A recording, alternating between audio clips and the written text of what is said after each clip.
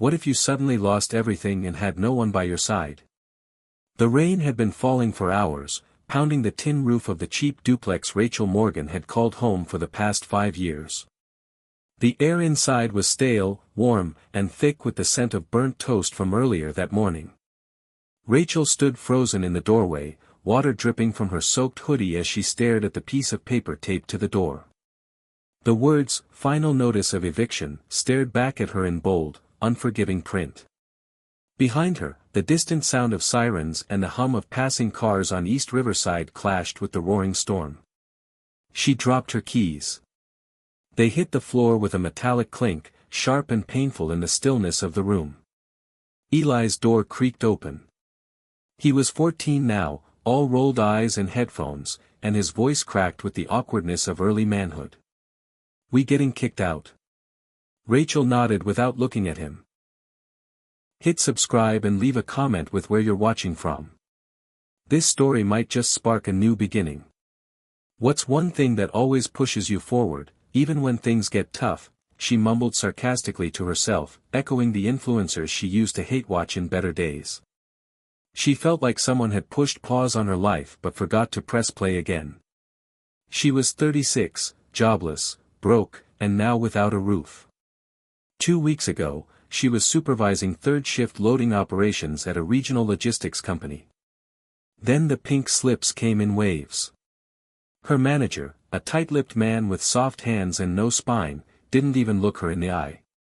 "We're pivoting to automation," he said, as if the word pivoting made it all better. That was the buzzword now, automation. Robot arms packing boxes.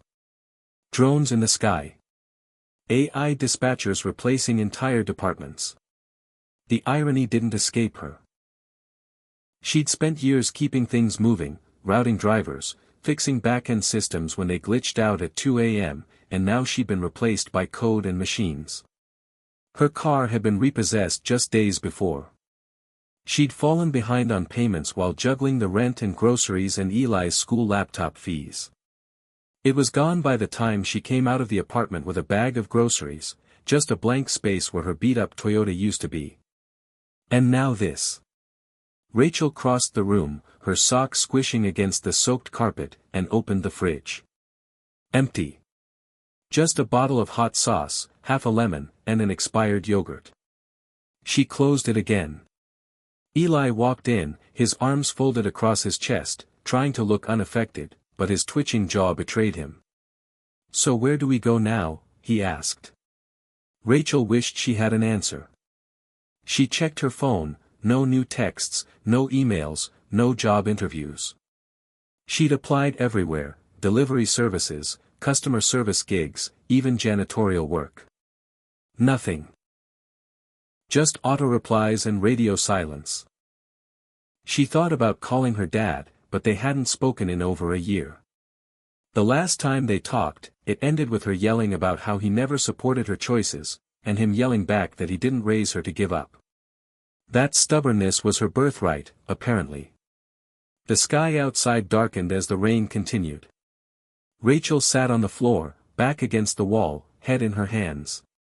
She used to dream of building things. As a girl, she helped her father rebuild engines in their dusty garage. She could tell the difference between a socket wrench and a torque wrench before she learned multiplication. She once won second place in a regional robotics contest with a makeshift sorting bot built from a VCR and coat hangers. Her science teacher told her she had engineer's hands, strong, precise, intuitive. Then life happened. A marriage at 21. Domestic violence. A son at 22. A divorce at 25. And a decade since, drifting between jobs that never used her hands for anything other than punching time cards. That night, with no car and nowhere to go, she called Carlos. He was a friend, more like an old work buddy, someone she hadn't seen in years but still had in her phone under Carlos Lyft. He answered after 3 rings. "Rachel Morgan," he said in his deep, cheerful voice. "You still alive?" "Barely," she replied. "Can you give us a ride? I'll Venmo you next week." No worries, he said. I'm downtown. Be there in 15. As she waited, Rachel packed what little she could. A backpack for Eli with clothes, his Chromebook, and his asthma meds. A duffel bag for her with the same. When Carlos pulled up, the headlights caught the reflection of the eviction notice still flapping on the door. Eli stared at it. Rachel grabbed his hand. Don't look back, she said. We'll figure it out. They climbed into Carlos's Prius. It smelled like cheap air freshener and old fast food, but it was warm and dry. So what's the plan? Carlos asked. Rachel shrugged. We'll crash at that motel near Ben White, if they'll take what's left on my prepaid card. You seen those Robotaxis yet? Carlos said, nodding at the road. They're everywhere now. I think I passed 4 tonight. Rachel looked out the window. A sleek, driverless car zipped by, no steering wheel, no driver, just glowing blue lights and a Tesla logo. It moved like a whisper. Freaky, she muttered. Future, Carlos said. Though maybe not for people like us. They laughed, but it wasn't funny. At the motel, she paid for one night with her last $43. The room was small, smelled like bleach and regret, but Eli said nothing. He lay down on the bed and pulled the blanket over his head. Rachel stared at the ceiling, the flickering light casting long shadows. She kept hearing Carlos's words. People like us. It stung because it felt true. People like her, broke, female, aging out of relevance, weren't part of the glossy tech future. But something inside her rebelled at that. She wasn't ready to be obsolete. Not yet. The next morning, she stood outside the motel lobby sipping a free cup of watery coffee when she saw another one. A Robotaxi, parked at the curb, waiting. The door opened automatically. No one got in. No one got out. It just waited. She approached it, cautiously. The inside was spotless, white leather seats, neon lights pulsing soft blue, a screen that read, "Rider not detected." Awaiting next passenger. She stepped closer. The door didn't move. A notification beeped. Someone had summoned it and cancelled. For a moment, Rachel saw herself in the reflection, tired eyes, worn jeans, a hoodie that didn't fit right anymore. And then she imagined stepping inside, being taken somewhere new, somewhere that wasn't the edge of everything. She imagined the doors closing, the soft whoosh, the glide down the streets, the hum of the electric engine beneath her feet. Eli walked up beside her. You thinking about getting in? He asked. She smiled faintly. Not yet. But the idea stayed with her all day. Through the job board rejections, through the canned chili dinner, through Eli's frustration and her own exhaustion. It wasn't just the car. It was what it represented, a new system. A world where people didn't have to drive to survive. Where technology didn't just replace you, but maybe made room for something else. What if that ride wasn't just transportation? What if it was an invitation? She didn't know it yet, but that question would change everything. Hit subscribe and leave a comment with where you're watching from. This story might just spark a new beginning. What's one thing that always pushes you forward, even when things get tough? Rachel hadn't always been broken. Before life became a daily chess game of bills and disappointments, she had been a girl with calloused hands and spark in her veins. Born and raised in Fort Worth, Texas, she was the only daughter of Donnie Morgan, a former Air Force mechanic turned independent shop owner. Her mother, a soft-spoken woman named Joanne, left when Rachel was 9. One day she was there, folding laundry and humming to Garth Brooks, and the next she was gone with no note and no explanation, leaving behind a daughter who would spend years blaming herself for it. Rachel stopped believing in promises after that. Her dad, never one for many words, raised her the only way he knew how, by putting her to work. She grew up in the garage, knees bruised from crawling under Fords, hands scraped from learning how to change oil and bleed brakes before she even got her learner's permit. Every weekend was a lesson. This is how you read an engine code, this is how you fix a misfire, this is how you don't get ripped off by a dealership. Her friends at school thought it was weird. Other girls went to the mall. Rachel stayed in the garage with socket wrenches and country music on the radio. It never bothered her. She liked machines. They made sense. They didn't lie, didn't walk out the door without warning. She was 14 when she entered her first robotics competition.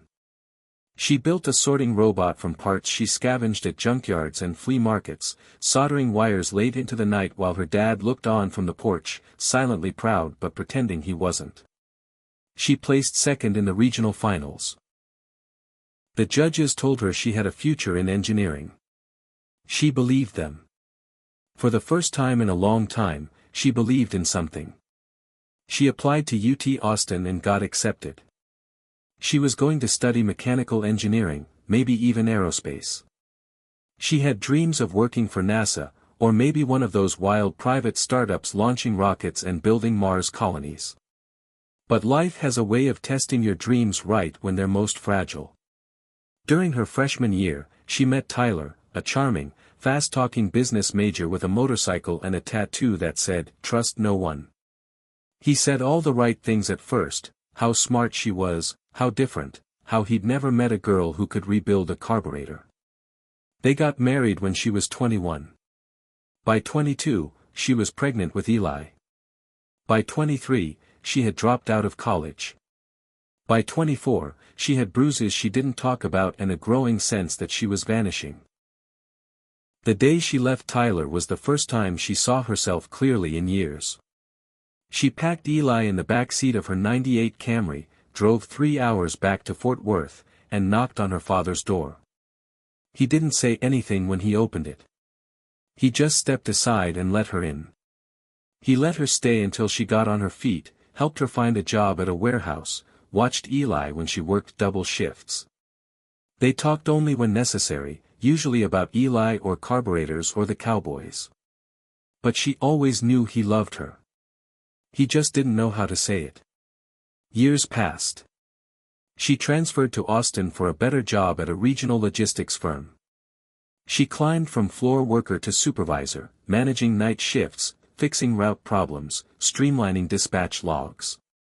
It wasn't glamorous, but it was steady. She had insurance. A 2-bedroom apartment. Eli in school, doing okay. It wasn't the dream, but it was something like survival. She hadn't spoken to her mother since she left. Occasionally, she'd search her name on Facebook, find a profile that might be hers, and then close the browser without sending a message. What would she even say? "Hey, remember me?" Her dad and she had a blowout a year ago. He called and told her Eli needed more discipline after he visited for spring break. She told him to mind his own business. He said she was raising a soft boy. She hung up on him. They hadn't spoken since. Rachel still carried the guilt in her chest like an engine block. Now, sitting in a dingy motel room in South Austin, all those years felt like a dream someone else lived. The girl who could program servos and build sorting bots was gone, replaced by a woman who was one late bill away from complete collapse. That night, Eli asked her, "Mom, why didn't you stay in college?" She blinked, startled. "What? You always say you used to build robots and stuff. Why'd you stop?" Rachel exhaled slowly. "Because I thought being a mom was more important." Eli frowned. "You can't do both." She looked at him. Really looked. He was starting to look like Tyler, same jawline, same stubborn eyes, but with none of the cruelty. She hadn't ruined him. Not yet. The next day, she scoured the internet on the motel Wi-Fi, looking for programs, grants, anything. That's when she remembered Maria. They'd worked together at the warehouse before Maria got laid off and landed a scholarship to a tech res-killing bootcamp funded by some Tesla initiative. Rachel hadn't thought much of it at the time, sounded like a scam. But now, with nowhere to go, she looked it up. The program still existed. NextWave Tech Prep, it was called. Free training for displaced logistics workers in automation systems, AI coordination, and mobility services. Powered by Tesla and local nonprofits. The next cohort was starting in 6 days. She sent a text to Maria, "Hey, long time. Is that tech training thing real?" The reply came 10 minutes later. "Absolutely. Saved my life. Apply. I'll refer you." Rachel stared at the application for 2 hours before filling it out. Name. Address. Well, the address was the motel now. She hesitated at, "Describe why you're applying." She typed, deleted, typed again. Finally, she wrote, "Because I'm tired of watching the future leave without me." She hit submit. For 2 days, nothing happened. She distracted herself by looking for hourly work, janitor jobs, call centers, anything. She even called Carlos to ask if Lyft was hiring, and he told her the writing was on the wall, "These Robotaxis are getting smarter by the week. You can't beat them. Gotta figure out how to work with them." Then, on the 3rd morning, her phone buzzed with an email. She'd been accepted for a screening interview. Her heart thudded. She borrowed Eli's school Chromebook and used a borrowed hotspot from a woman at the motel front desk to get online. The interview was awkward. She hadn't been in a professional conversation in years. But the interviewer, a kind-eyed black woman named Denise, seemed to understand. "We've had single moms, ex-cons, 30-year truckers. You've got experience we can't teach. The rest, we'll cover." Rachel asked her what the catch was. Denise smiled. "The catch is, you have to believe in yourself again." When Rachel got the final acceptance notice, she didn't cry. Not right away. She just stared at the screen. It didn't feel real. She turned to Eli and said, "We're going to need to figure out bus routes." He raised an eyebrow. "Why?" "Because I start school on Monday." That night, lying on the motel bed while Eli played video games beside her, Rachel stared at the ceiling and imagined herself at 17 again. Covered in grease, grinning as her bot picked up metal washers in a high school gymnasium. That girl didn't go away. She'd just been waiting. She thought about what Carlos said, about how people like them don't have a future in a world of self-driving cars. But maybe that was wrong.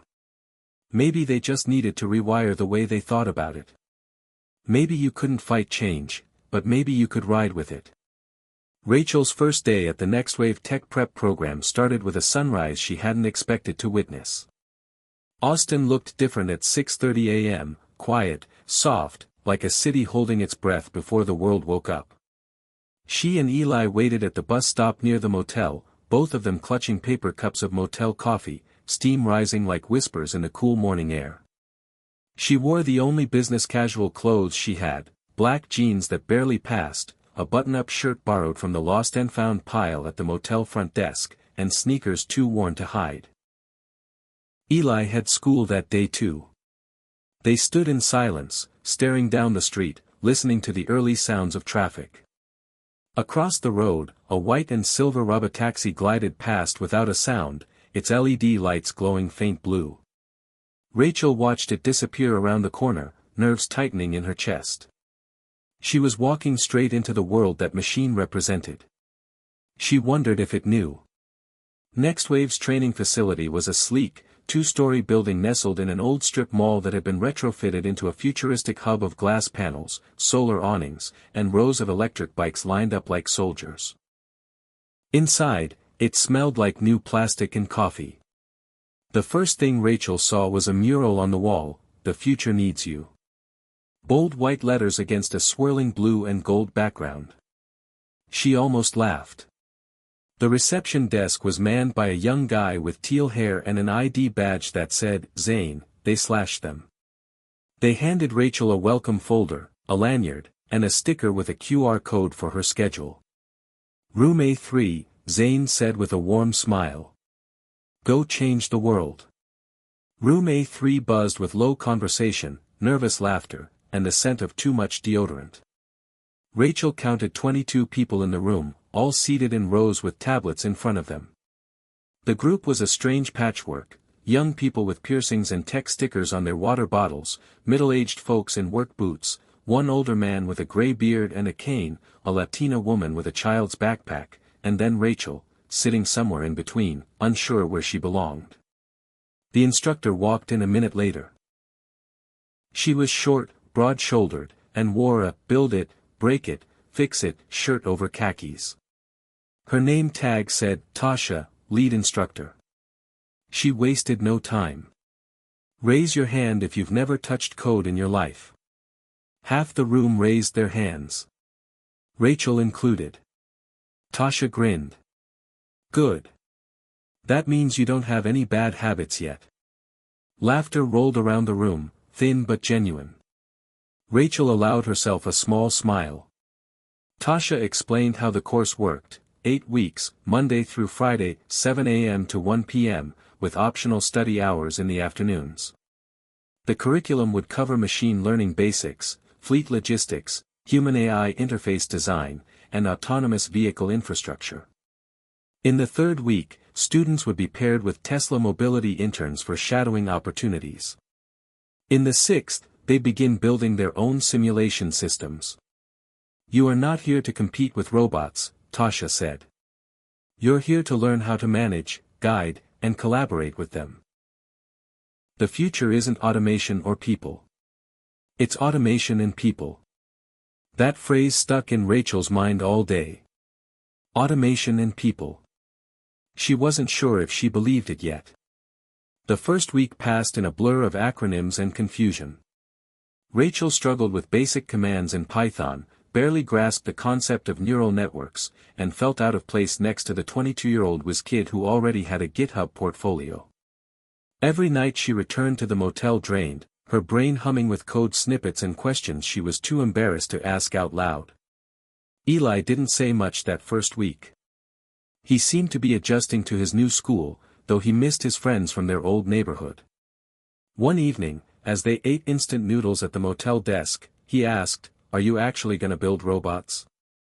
Rachel sighed. Sort of. I'm learning how to work with them. Like, the systems that run them. He nodded. Can I ride in one? One what?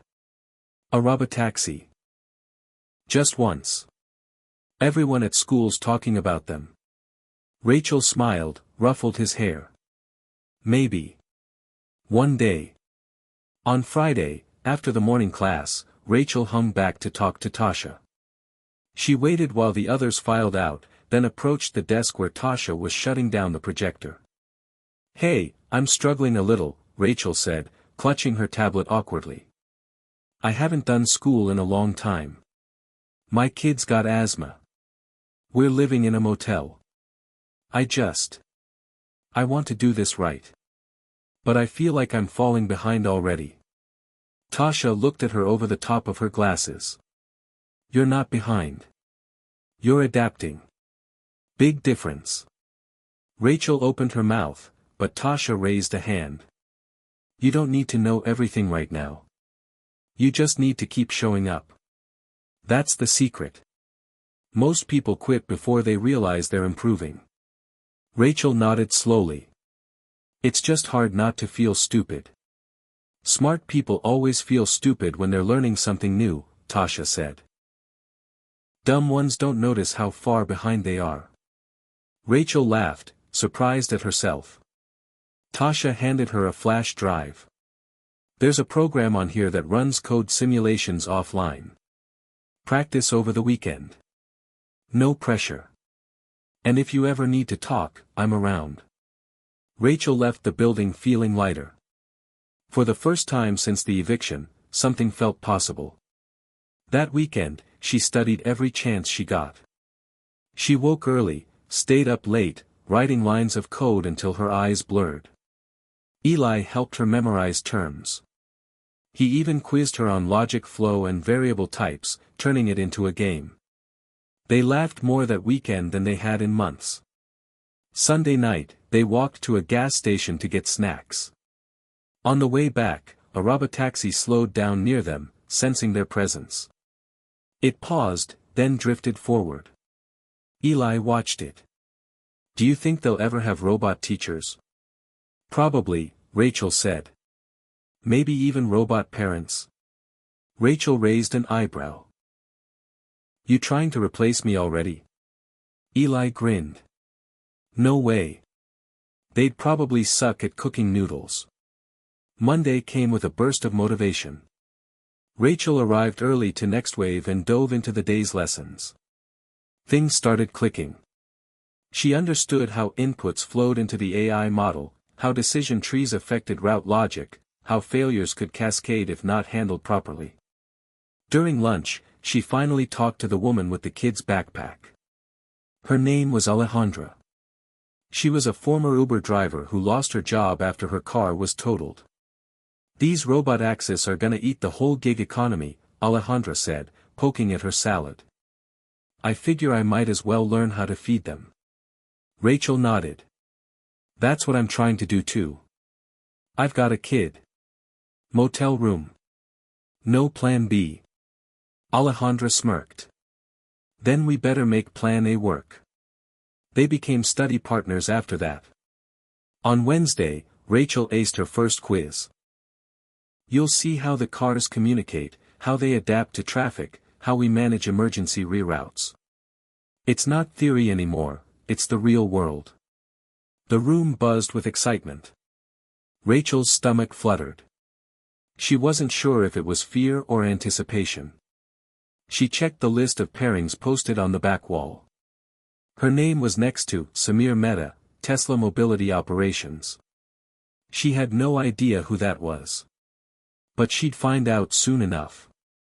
That night, as she lay in bed listening to Eli snore softly beside her, she stared at the motel ceiling again, tracing invisible lines between the stains. For the first time in a long time, she didn't feel stuck. She felt like something was opening. A window. A door. A chance. She didn't know where it led. But she was going to follow it. Rachel stepped off the city bus at 5th and Brazos, downtown Austin, humming with the quiet confidence of a city on the verge of something big. Glass towers sparkled in the morning sun, and the sidewalks buzzed with young professionals, scooters, and the ever-present whir of robot access gliding silently through intersections. She adjusted the strap on her shoulder bag and checked the address again, Tesla Mobility Operations Hub, 417, East 5th Street.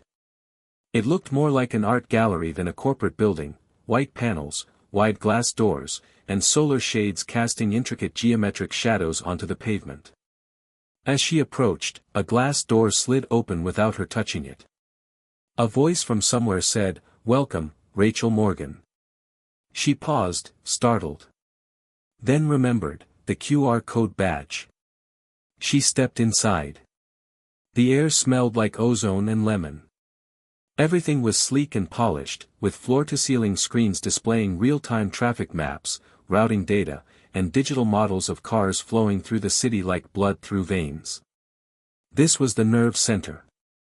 The brain of it all. And today, she was part of it. A young man with glasses and a shaved head approached, offering a hand. "Rachel?" "Samir Mehta. I'll be your handler for today." His voice was calm, clipped, with the faintest British accent and the weary tone of someone who didn't sleep much. She shook his hand. "Thanks for having me. We like to keep the interns close to the process," he said, leading her toward a row of observation desks overlooking the operations floor. "You'll see how everything fits together.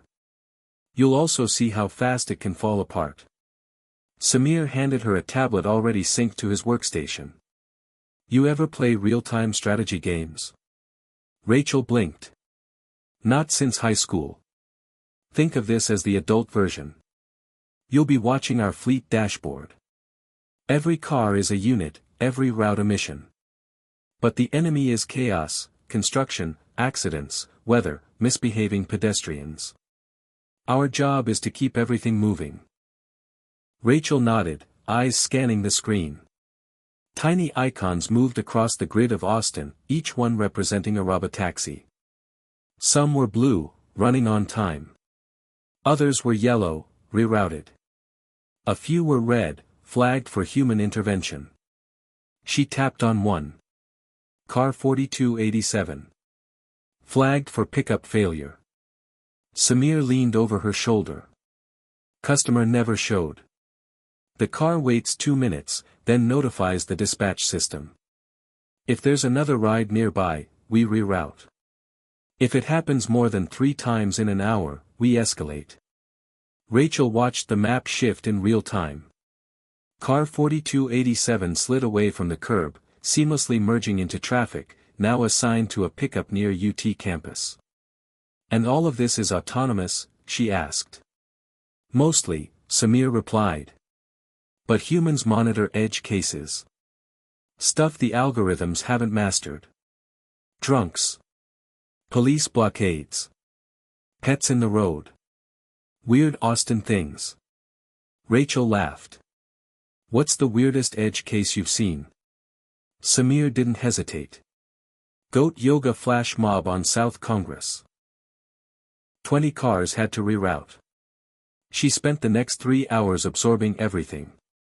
She watched as the fleet adjusted to a multi-car pileup on I-35. She saw how one car reported a fallen tree limb, triggering a minor route cascade across the eastern zone.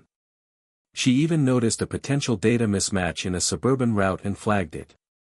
Samir double-checked, then nodded. Good catch. You've got an eye.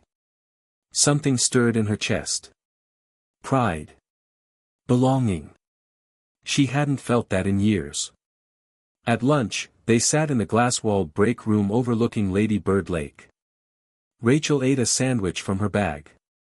Samir drank a protein shake and stared at a tablet showing metrics and fleet analytics. So what made you apply to this program? He asked. She hesitated. Got laid off. Logistics. Company automated most of our jobs. 1 minute I'm scheduling drivers, the next, I'm being told my position's redundant. He nodded. That's the way it's going. But you saw the writing on the wall and did something about it. Most don't. Didn't have much choice, she said. It was either adapt or fall through the cracks. Samir looked up from his screen. My mother was a nurse for 30 years. She didn't want to learn how to use tablets. Said the old way worked fine. Then her hospital shifted to full digital. They offered her training, but she quit. Said she wasn't meant for that kind of world. She was 58. Rachel said nothing. The parallel was too close. Samir continued. Change doesn't wait for anyone. But if you learn how to ride the wave, it'll carry you farther than you ever expected. That afternoon, he let her monitor the routing decisions directly. She handled 2 small anomalies, adjusted car spacing in a residential zone, and ran a predictive traffic model for an upcoming city parade. By the end of the day, her brain was fried but buzzing. She thanked Samir as she left. He handed her a card. You've got potential. Email me if you want to come back for another shadow day. On the bus ride home, Rachel stared out the window, the sun casting gold light on the city she'd grown used to fearing. It no longer looked like something closing in. It looked like something opening up. Eli was waiting at the motel room with instant mac and cheese and a grin. How was your day with the robots? He asked. Not bad, Rachel said. Turns out they need humans more than I thought. He sat on the edge of the bed, chewing. Did you know one of the cars in our school zone has a camera that can read hand gestures? What? Yeah. If you wave at it, it flashes its lights at you. I tried it twice. Super weird. Rachel laughed. Maybe it's just being polite. Or spying, he said dramatically. Or maybe it's becoming self-aware. If it starts writing poetry, let me know, she replied. That night, Rachel opened her borrowed laptop and began building her first simulation. The assignment was to create a fictional city grid, populate it with autonomous vehicles, and simulate traffic for 30 minutes using assigned parameters. She chose to model a part of East Austin, where she'd spent most of her 20s. As she built the streets and placed virtual intersections, something unlocked inside her. She remembered how it felt to build systems that worked, how satisfying it was to solve a problem before it became one. She finished the simulation just after midnight. It wasn't perfect, but it ran. That alone felt like victory. In the following week, she was invited back to Tesla Mobility twice. Samir let her sit in on routing meetings, data reviews, and even a presentation from the city about integrating Robotaxi with emergency evacuation protocols. She asked questions. Took notes. Noticed flaws. Made suggestions. People listened. Even Samir. After one meeting, he pulled her aside. Ever considered applying for the internship program directly? She blinked. Internship? After the training course ends. We take on a few students each year. Paid. Hands-on. It's competitive. But you'd be strong. Rachel's heart skipped. I thought I was too old for internships. No such thing as too old for progress, Samir said. Think about it. She did. 4 days. Every night after class, she would sit with Eli and weigh the pros and cons. Motel life wasn't stable. Money was tight. But if she could get into the internship, she might finally build a bridge out of the pit they'd been in for years. By the end of the 4th week, she submitted the application. The next morning, she told Tasha. Good, Tasha said. Now let's make sure you're ready when they call. Rachel smiled, clutching the printout of her application email. She didn't know if she'd get it. But for the first time in a long time, she felt like she belonged in the room. Not just surviving. Learning. Building. Becoming. The 5th week began with a surprise. On Monday morning, just as Rachel was settling into her seat at NextWave, Tasha walked in holding a stack of envelopes and a clipboard. The room fell silent as she placed everything on the desk and looked up at the class with a grin. All right, folks. You've survived the first half of this program. You've learned about neural nets, routing hierarchies, predictive logistics, and enough Python to make your brains leak. Now it's time for midterm placements. A ripple of excitement passed through the room. Rachel's heart thudded. Tasha held up the clipboard. We've partnered with Tesla, CapMetro, and a few private mobility labs for this week's lab immersion. Each of you will get a 3-day assignment with a company or division. You'll work on real projects, shadow real engineers, and get evaluated for possible internships or contracts. If you're serious about breaking into this field, this is your moment. She began calling out names and handing out envelopes. One by one, students walked up, accepted their assignments, and returned to their seats either excited or visibly confused. When Tasha finally called Rachel, she walked to the front trying to keep her expression neutral. She took the envelope, walked back to her desk, and opened it. Inside was a single page. Placement, Tesla Future Mobility Lab, Research and Development Division. Supervisor, Dr. Lin Su. Her eyebrows rose. R&D. That wasn't routing or logistics. That was where the innovation happened. She turned the page over. Report to 8409, Tesla Loop, Building 3. Tuesday through Thursday. Badge access provided upon arrival. She stared at it for a moment, stunned. Then Alejandra leaned over from the next seat, whispering, R&D. Girl, that's big. Rachel nodded slowly. I think I need to Google this supervisor. She did during lunch. Dr. Lin Su was no joke. A former MIT robotics professor who left academia to work with Tesla's advanced AI mobility systems. She led the team developing fleet adaptability software, essentially teaching the cars how to learn from real-world failures and rewrite their own route logic in milliseconds. People in the forums called her the Neural Whisperer. Rachel closed the tab and took a long sip of her water. If she messed this up, there wouldn't be another shot like it. Tuesday morning, she woke up at 5:30 a.m., braided her hair back, and put on the cleanest outfit she had. Eli was already awake, sitting on the motel bed watching videos on his tablet. "Big day?" he asked. "Very," she said. "They're letting me into the cool lab. Gonna build a robot army? Just one. And it's going to clean motel rooms." He snorted. She packed her notebook, flash drive, and the lucky wrench keychain her dad gave her when she was 17. Then she caught the early bus to Tesla Loop, a sprawling cluster of white and silver buildings on the outskirts of Austin that looked more like a futuristic college campus than a corporate park. At the entrance to Building 3, a security guard scanned her QR code and handed her a temporary badge. "Go down the corridor, second elevator, level 2. Dr. Sue's office is at the end of the hall." Rachel nodded, her heart hammering. She entered the elevator, surrounded by glass walls revealing labs filled with strange-looking test vehicles, robots on conveyor belts, and teams of people in matching black Tesla polos. When she reached the second floor, she stepped out and found herself in a quieter space. Fewer people. More concentrated energy. Down the hall, a door was open. A voice called out, "You must be Rachel. Come in." She stepped into the office. Dr. Sue was seated at a standing desk covered in monitors. She looked to be in her 40s, with short-cropped black hair and rectangular glasses.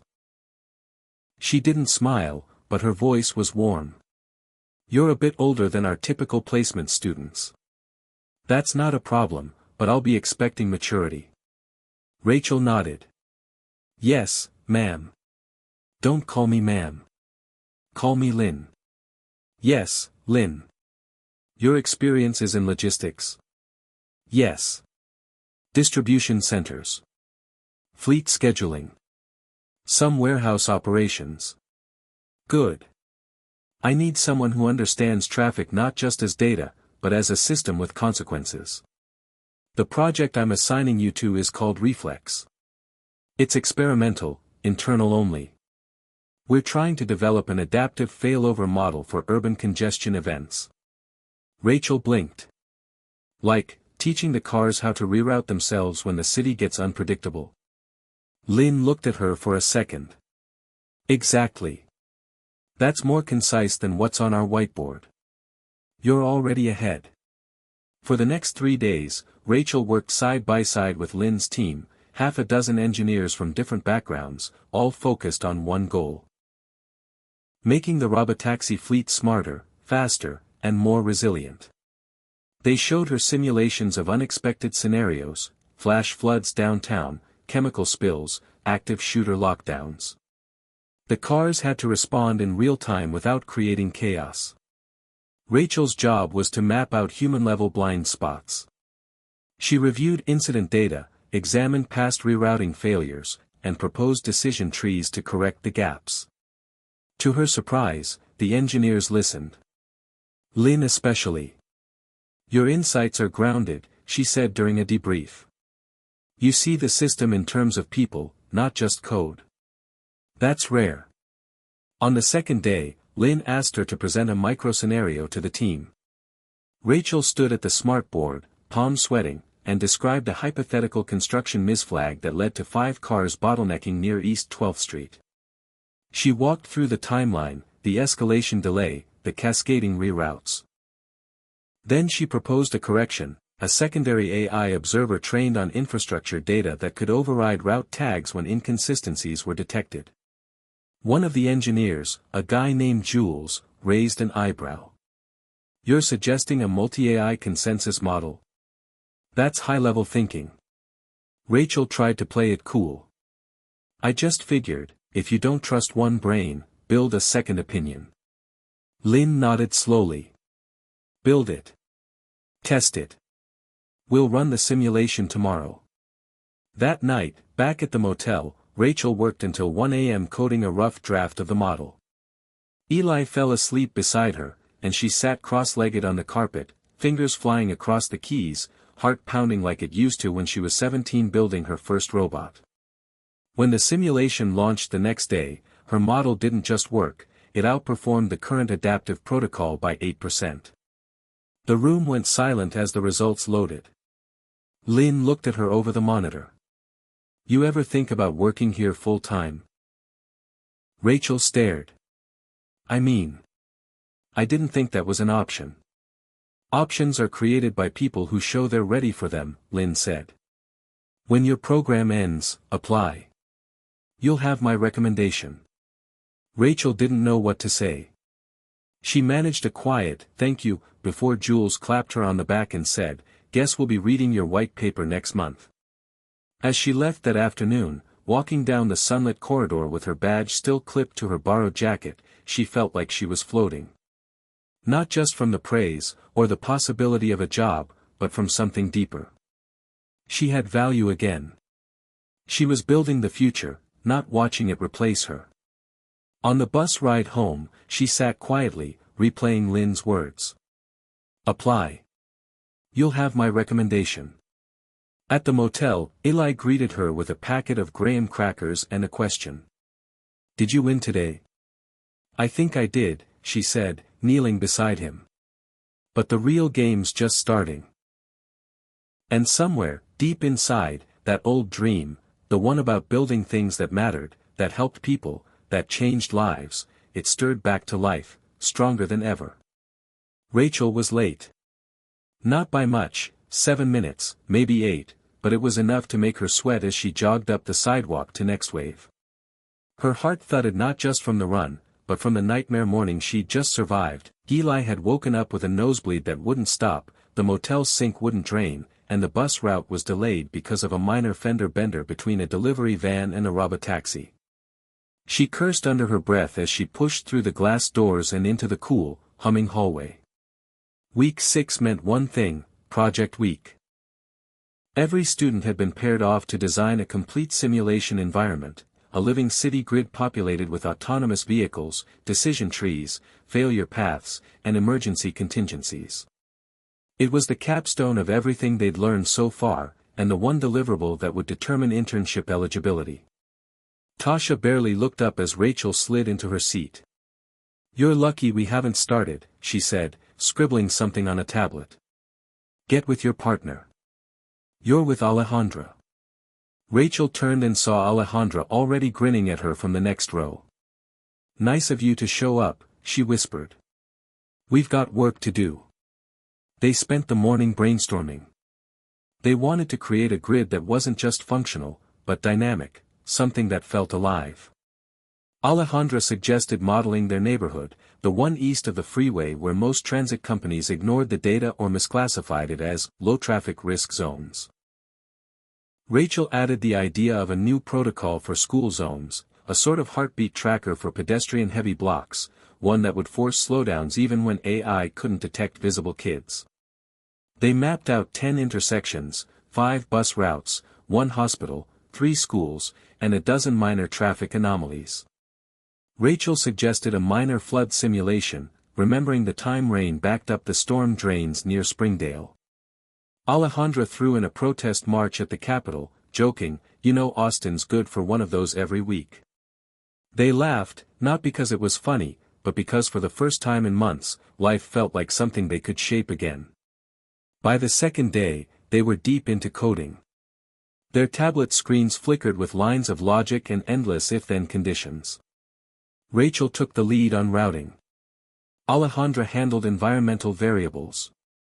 They argued, more than once, but it was the kind of argument that sharpened the work, not dulled it.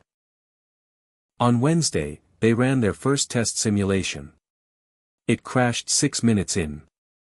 A flood at 9th and Red River caused an impossible routing loop that forced every Robotaxi to reroute simultaneously, leading to a cascade failure that froze half the fleet. Rachel stared at the error report, her face hot. This makes no sense. The alternate route should have bypassed the flood zone. Unless it didn't trigger fast enough, Alejandra said, scanning the logs.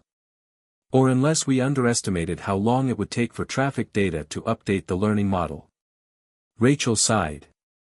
Back to square one. Better now than Friday, Alejandra said, cracking her knuckles. Let's build the backup system first. They stayed late, long after the room emptied. Tasha walked past once, then returned with 2 protein bars and said, "Don't burn out. But if you're going to, at least eat something."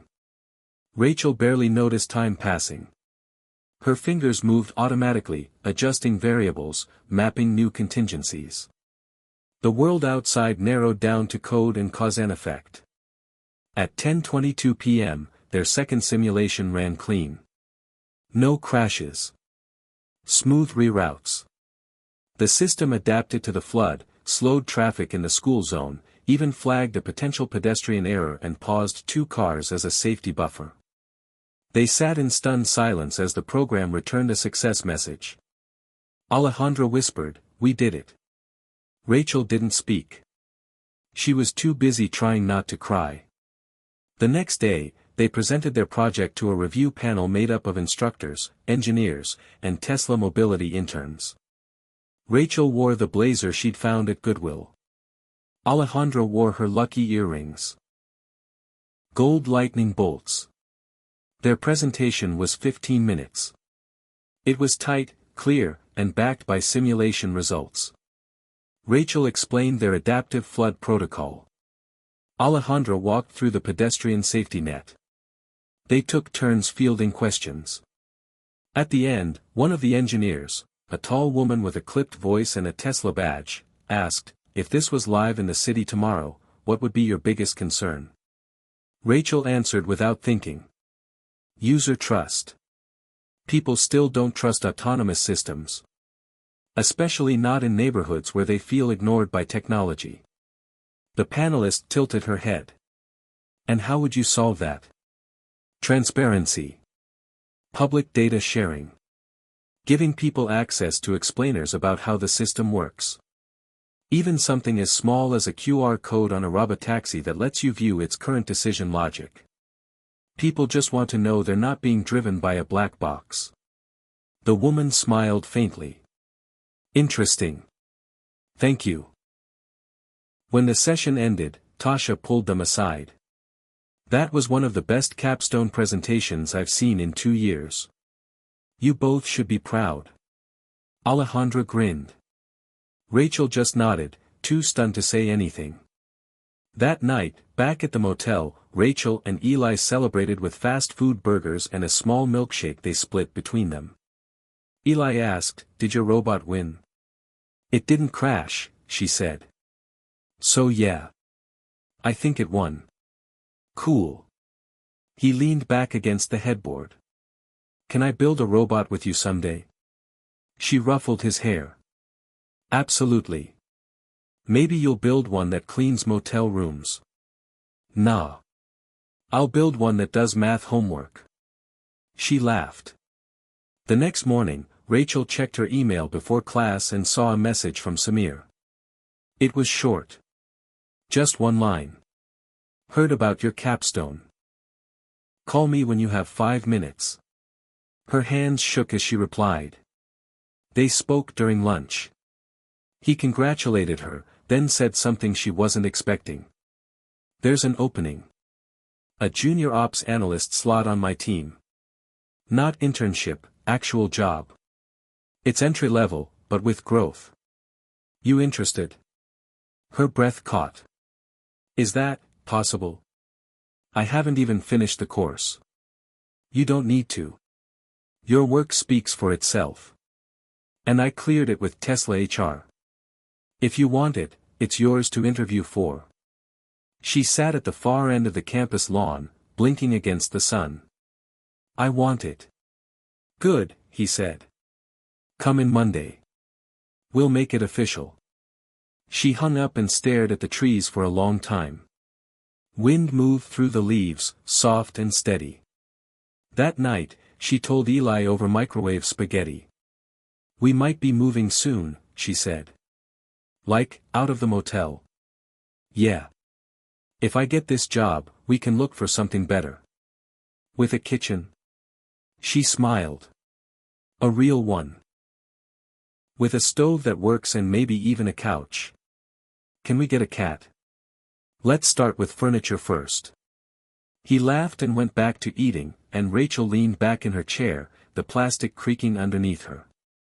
For the first time since the bottom fell out, she saw a version of their future that wasn't built on fear. She saw a path. Not just for herself, but for the kind of life she wanted to give her son. And for the first time in years, she believed it could actually happen.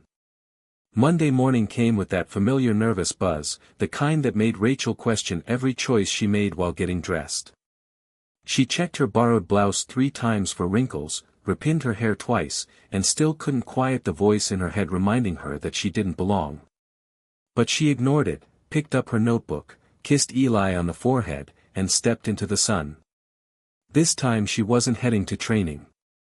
She was walking into Tesla Mobility as a job candidate.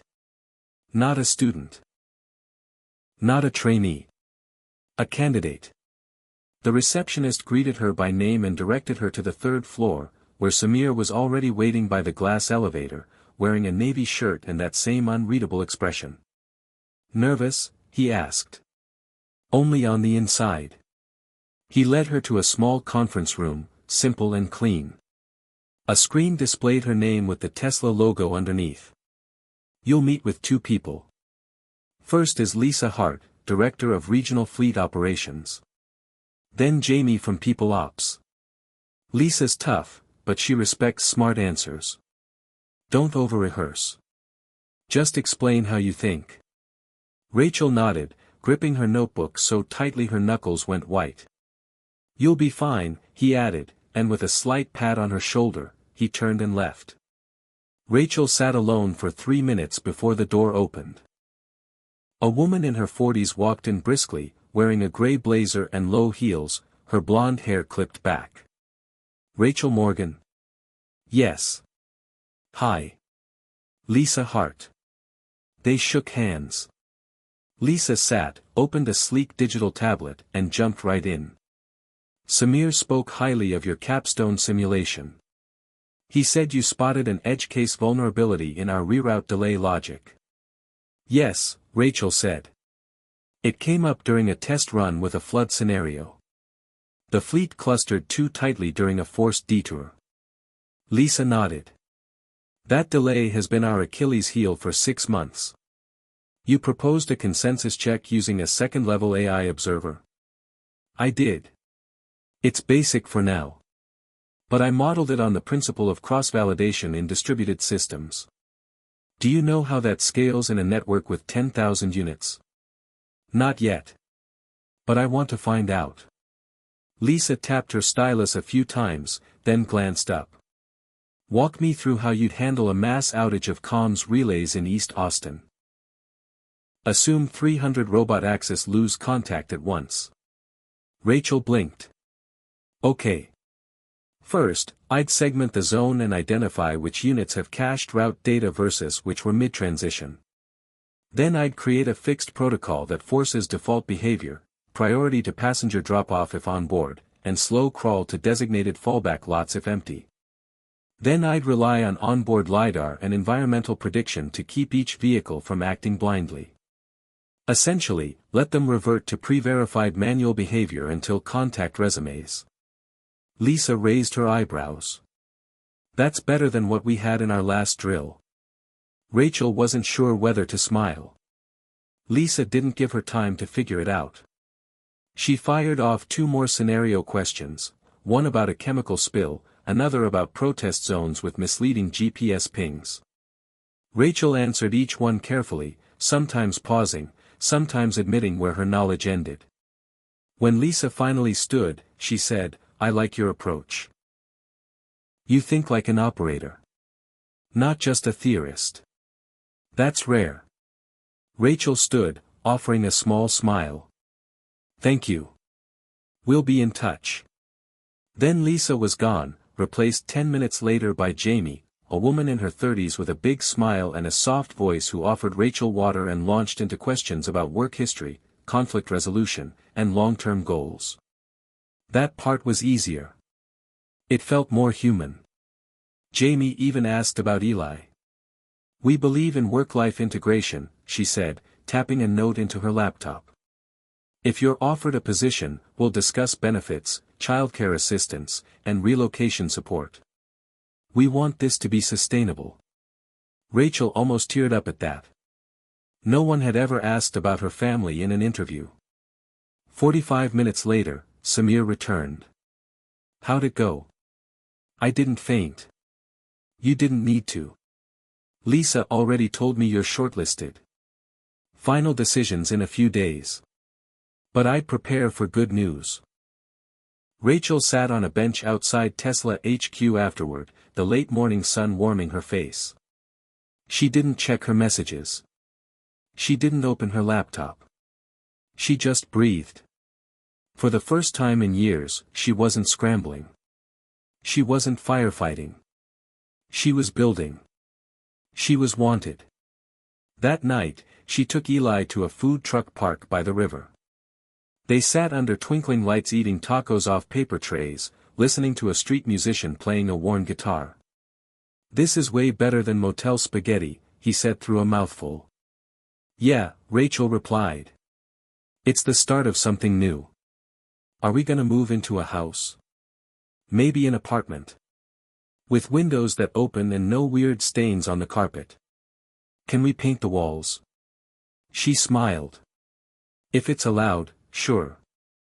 On Wednesday, her email pinged at 10:12 a.m. with the subject line, "Offer letter, Tesla mobility analyst role." She sat frozen for a second before opening it. The starting salary was better than she expected. The benefits covered Eli fully. They'd even included a relocation allowance. A short paragraph at the bottom read, "Lisa Hart and Dr. Lin Su jointly recommended you for this role, citing operational clarity, critical thinking, and exceptional promise in adaptive systems modeling." Her hands shook as she clicked accept. The next few days were a blur of logistics, paperwork, ID forms, housing searches. She found a small two-bedroom unit in a neighborhood south of Ben White, near a library and a park. The rent was manageable. It had a kitchen with real cabinets. Eli ran in circles when they visited it, declaring the smaller room his command center. Rachel signed the lease on Friday. Move-in was scheduled for the following Wednesday. She handed in her final project at NextWave that same day. Tasha hugged her. "You did it. You grabbed the wheel and took control. Not many people can say that." "Thanks to you," Rachel said. "No," Tasha corrected. "Thanks to you." That night, Rachel stood outside their motel door, keys to the apartment in one hand, a printed copy of her Tesla badge info in the other. She looked up at the dim hallway light, listened to the distant rumble of traffic, and whispered, "We're getting out." She didn't say it to anyone in particular. Just to herself. To the walls. To the ghosts of every hard night they'd survived. The next morning, she woke early, packed every belonging they had into 2 duffel bags and a suitcase, and checked out of the motel for the last time. As they rode the bus toward their new home, Eli pressed his face to the window, watching the city blur past. "We're really doing it," he said. "Yeah," she replied softly. "We are." And when the Robotaxi glided silently through the intersection beside them, Rachel didn't see it as a threat or a symbol of loss. She saw it for what it was, the future. One she was finally a part of. The apartment smelled like fresh paint and old wood. Rachel walked through it slowly on their first night, barefoot on clean laminate floors, her fingers brushing along the blank walls as if touching proof. Eli had already claimed his room and lined his action figures along the windowsill. "They're guarding the city," he said seriously. Rachel smiled, nodded, and let him build his own little kingdom while she unpacked their lives one bag at a time. The kitchen had a microwave that didn't spark and a fridge that didn't hum like a dying animal. She stocked it with actual groceries, milk, eggs, a bag of oranges. There were closets and working locks and a patch of grass out back where Eli could run without stepping on broken glass. It wasn't a dream home. But it was theirs. Monday came too fast. She dressed carefully, tying her hair in a low bun, adjusting her badge lanyard twice before stepping out the door. The commute was smooth, just a 10-minute ride in a shared Tesla shuttle that ran a silent loop from South Austin into the Tesla Mobility campus. She passed the old NextWave building on the way. It felt like looking back at a distant chapter of a book she'd already outgrown. At Tesla, everything was quiet precision. The offices buzzed but never shouted. Rachel was introduced to her new team, 3 other analysts, all from different corners of the country. Drew was from Chicago, fast-talking and fond of acronyms. Mina had a background in environmental design and a fondness for color-coded notebooks. And Jordan, the lead analyst, was a soft-spoken man with glasses too big for his face and a mind like a chessboard. "I read your white paper on predictive failure nodes," he said within 5 minutes of their meeting. "You're exactly the kind of thinking we need." Rachel nodded, trying not to panic. Her first assignment was deceptively simple. Audit live feedback logs from 5 Robotaxi units operating in downtown Austin during peak hours. Look for patterns. Look for deviations. Jordan said, "I don't want stats. I want insight. Find me the story in the data." So she dove in. Line after line of timestamped logs scrolled across her screen, reroute commands, passenger entry/exit records, sudden braking incidents, route conflict resolutions. It all looked like noise at first, data only machines could love. But then she found something. At 6:42 p.m., one unit rerouted unnecessarily twice within a 1-minute window. There were no external incidents logged, no obstruction alerts, no emergency events. The system had overcorrected for phantom congestion. It hadn't crashed, hadn't caused any harm, but it pointed to a deeper uncertainty. Rachel cross-referenced nearby units, ran a visual simulation, and spotted the culprit, a minor hiccup in one of the downtown LiDAR reflectors. An old billboard that threw off the signal during sunset glare.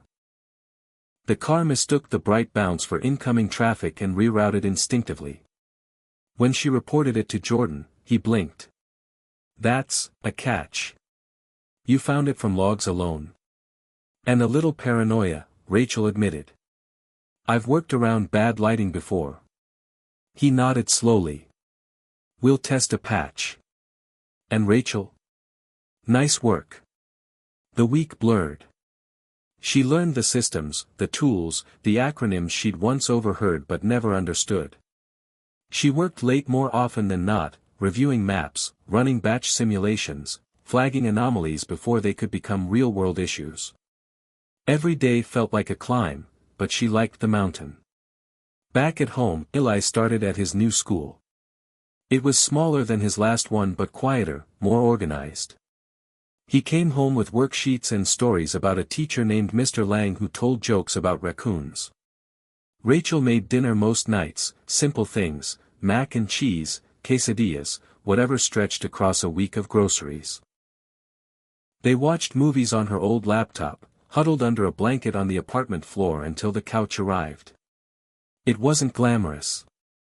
But it was good. Stable. On Friday afternoon, Jordan invited her into a team strategy session. "We're launching a pilot fleet next month," he said, pulling up a city map overlaid with glowing lines. "Phase 1 covers 40 square miles. Rachel, I want you on the pre-deployment anomaly team. You'll monitor real-time data once the fleet launches, troubleshoot any critical behavior in the first 48 hours. Rachel stared. "You want me leading it? You earned it. Lynn vouched for you herself." The pressure was instant, but so was the pride.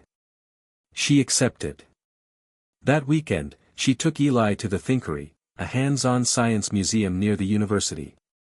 They spent 2 hours building miniature circuits and racing toy cars down plastic ramps. At one point, Eli pointed to a wall display showing a robotic arm. "Is this like what you do?" Rachel smiled.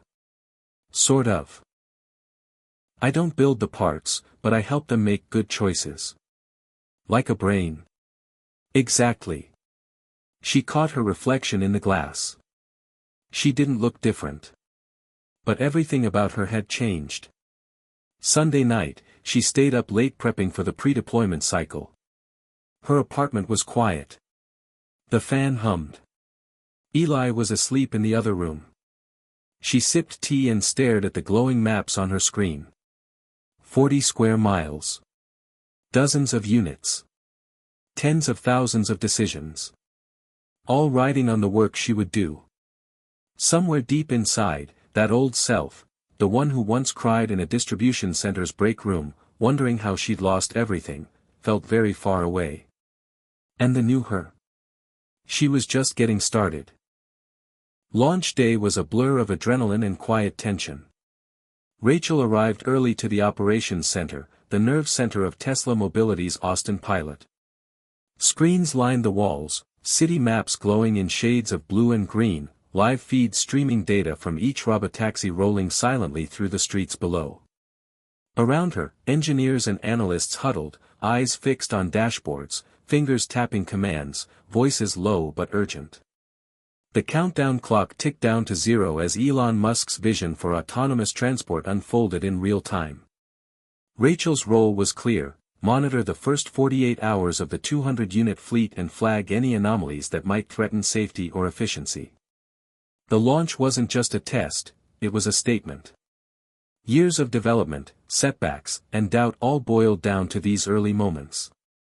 When the first Robotaxi rolled out at dawn, gliding past the Texas state capitol with uncanny precision, Rachel felt her heart hammer. The car's sensors scanned pedestrians, cyclists, and other vehicles. It navigated stop signs and red lights flawlessly, merging lanes with grace no human driver could match. The data streams were steady. No errors.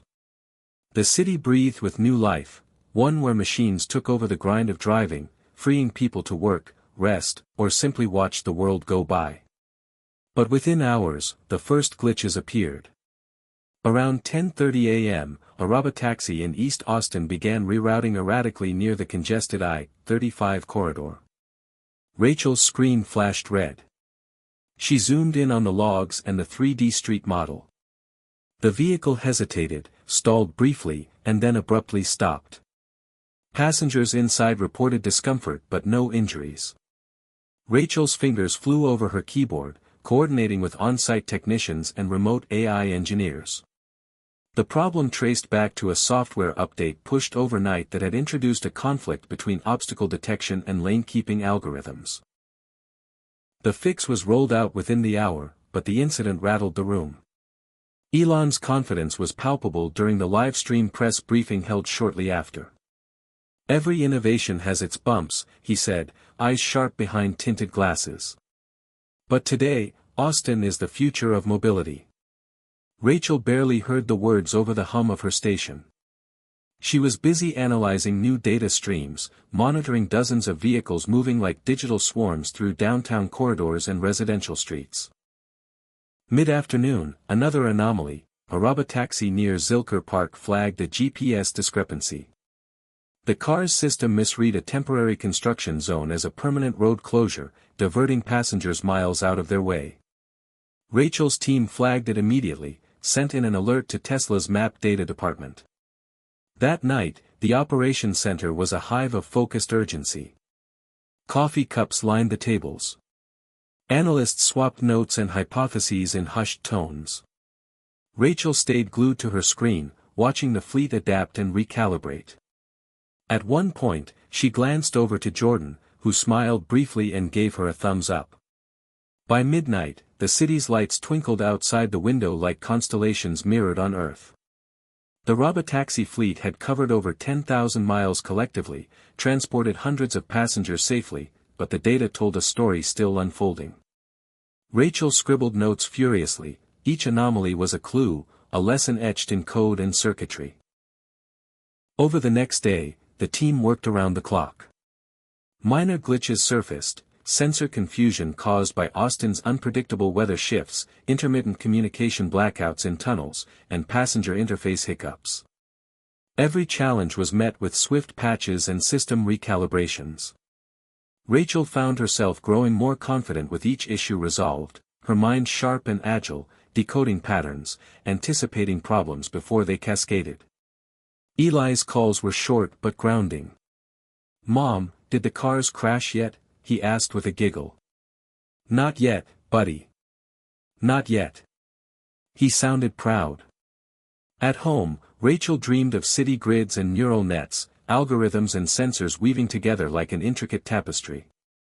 By day 3, a tentative rhythm settled in. The fleet had begun to function more like a living organism, learning, adapting, improving. Passengers shared positive feedback, noting smoother rides and increased reliability. Elon Musk appeared again for an update, this time in the middle of the night, via video call. "Rachel, how's your team holding up?" he asked, voice casual but probing. "We're stabilizing," she replied honestly. "The system is evolving as expected. We're identifying weak points and addressing them quickly." "Good. This is only the beginning. Austin will be a blueprint for cities worldwide." As the pilot week progressed, Rachel's sense of purpose deepened. This was more than a job or a technical challenge. It was a movement toward safer streets, cleaner air, and the reimagining of urban life. She understood now the weight of Musk's ambition. It wasn't about flashy tech or headlines. It was about changing the very fabric of society, one autonomous mile at a time. But the emotional stakes were real, too. Rachel thought often of her own journey, from the chaos of eviction and uncertainty to this moment at the forefront of innovation. She thought of Eli, sleeping soundly in their apartment, and the sacrifices she'd made so he could have a better future. That night, as the city hummed quietly beneath her window, Rachel allowed herself a moment of reflection. Success wasn't guaranteed. The road ahead was long, littered with technical hurdles, regulatory battles, and public skepticism. But for the first time, she felt equipped. She wasn't just surviving anymore. She was leading. And as the first rays of dawn spilled over the Texas horizon, the Robotaxis continued their silent patrol, ushering in a new era of mobility, one that Rachel had helped bring to life. Hit subscribe and leave a comment with where you're watching from. This story might just spark a new beginning. What's one thing that always pushes you forward, even when things get tough? The success of the pilot fleet did not go unnoticed. Within days, media outlets began flooding Tesla Mobility's Austin headquarters with requests for interviews, video shoots, and feature stories. Rachel found herself thrust into a whirlwind she hadn't anticipated. She was invited to speak at a press conference alongside Jordan and Lisa Hart, explaining how the data team had identified and fixed critical issues during the early days of the rollout. Standing under the bright stage lights, facing a sea of cameras, Rachel felt a familiar nervous flutter but held steady. When asked about the future of Robotaxis, she said, "This is just the beginning. Our goal isn't just to make autonomous vehicles safer, it's to redefine how we think about urban transportation, accessibility, and sustainability." The words sounded rehearsed, yet genuine. Back at the office, Elon Musk sent a congratulatory email to the team. "Outstanding work," it read simply, "Austin is setting the pace for the world." The city, once skeptical about the sudden influx of driverless cars, began to embrace the technology. Passengers shared stories of how the Robotaxi had transformed their daily commutes, freed them from parking nightmares, and even provided moments of quiet reflection during their hectic days. Yet, beneath the surface, challenges persisted. One afternoon, Rachel received a call from Lisa. "We have a situation." The voice was terse. A cluster of Robotaxis in a residential area had suddenly gone offline, unable to reconnect to the network. Local residents reported strange behavior, vehicles moving slowly in circles, doors locking and unlocking unexpectedly. Rachel's heart sank. She gathered the anomaly team immediately and began reviewing the real-time data. The affected units showed signs of a sophisticated cyber intrusion, a breach that exploited vulnerabilities in the fleet's wireless communication protocols. It was the kind of attack that could jeopardize public trust and safety. The team worked feverishly, deploying patches, isolating infected nodes, and coordinating with Tesla's cybersecurity experts. Rachel's role expanded beyond technical analysis to crisis communication, crafting updates that balanced transparency with reassurance. The incident lasted nearly 24 hours but was contained without injury or major disruption. Still, the impact lingered. Media headlines questioned the security of autonomous fleets. City officials demanded detailed reports. Rachel stayed late into the night, poring over logs, searching for clues and preventative measures. Amid the pressure, she found unexpected strength in her colleagues. Mina offered emotional support, reminding Rachel that setbacks were part of progress. Drew brought fresh perspectives from his previous experience in network security. Jordan's calm leadership steadied the team. The crisis revealed cracks but also resilience. It was a test not just of technology but of character. For Rachel, the episode was deeply personal. She remembered the uncertainty of her past, the instability that had defined so many years. Now, she was helping build a future where people could feel safe and secure in the technologies that shaped their lives. Slowly, the fleet stabilized. The team implemented rigorous new protocols, including encrypted communication channels and real-time intrusion detection systems. Elon Musk praised the team publicly, framing the breach as a learning opportunity. "Innovation requires risk," he said in a video message. "What matters is how we respond." Life at home remained a balancing act. Eli was growing fast, his curiosity infectious, his laughter a balm after long, exhausting days. Rachel found moments of joy in bedtime stories, school projects, and weekend park visits. Yet, the weight of responsibility was always present. One evening, Eli asked, "Mom, do the cars ever get scared?" Rachel smiled. "No, buddy. They don't have feelings like we do. But sometimes they have problems we need to fix, just like people." He nodded thoughtfully. "I hope they keep us safe." "Me too." The weeks passed in a steady rhythm of monitoring, updating, and refining. Rachel's confidence grew. She was no longer the tentative newcomer but a key player in a historic venture. Invitations arrived for conferences in San Francisco and New York, where she spoke about the integration of AI safety protocols and urban mobility challenges. Through it all, Rachel never lost sight of why she had come this far. Her work wasn't just about cars or algorithms, it was about creating a world where her son and others could thrive without fear or limitation. One afternoon, during a routine system check, Rachel noticed a subtle pattern, a slight lag in response times when multiple units converged at busy intersections during rush hour. She dug deeper and discovered that while individual vehicles communicated effectively, the network lacked a robust protocol for multi-agent negotiation in dense traffic. This insight led her to propose an adaptive traffic negotiation module, allowing Robotaxis to coordinate maneuvers collectively rather than acting independently. Jordan approved the idea, and Rachel spearheaded the development. The process was complex, involving simulations, iterative coding, and live testing. The team worked late nights, fueled by determination and cold brew. When the module finally rolled out in a controlled area of downtown, the results were immediate. Traffic flow improved, passenger wait times decreased, and energy consumption dropped. The success was hailed as a breakthrough in autonomous coordination. Rachel's role shifted again, from problem solver to innovator. Her ideas began influencing Tesla's broader strategy, and she was invited to participate in leadership meetings with engineers, designers, and policy advisors. The weight of responsibility was immense but exhilarating. Meanwhile, Austin itself was transforming.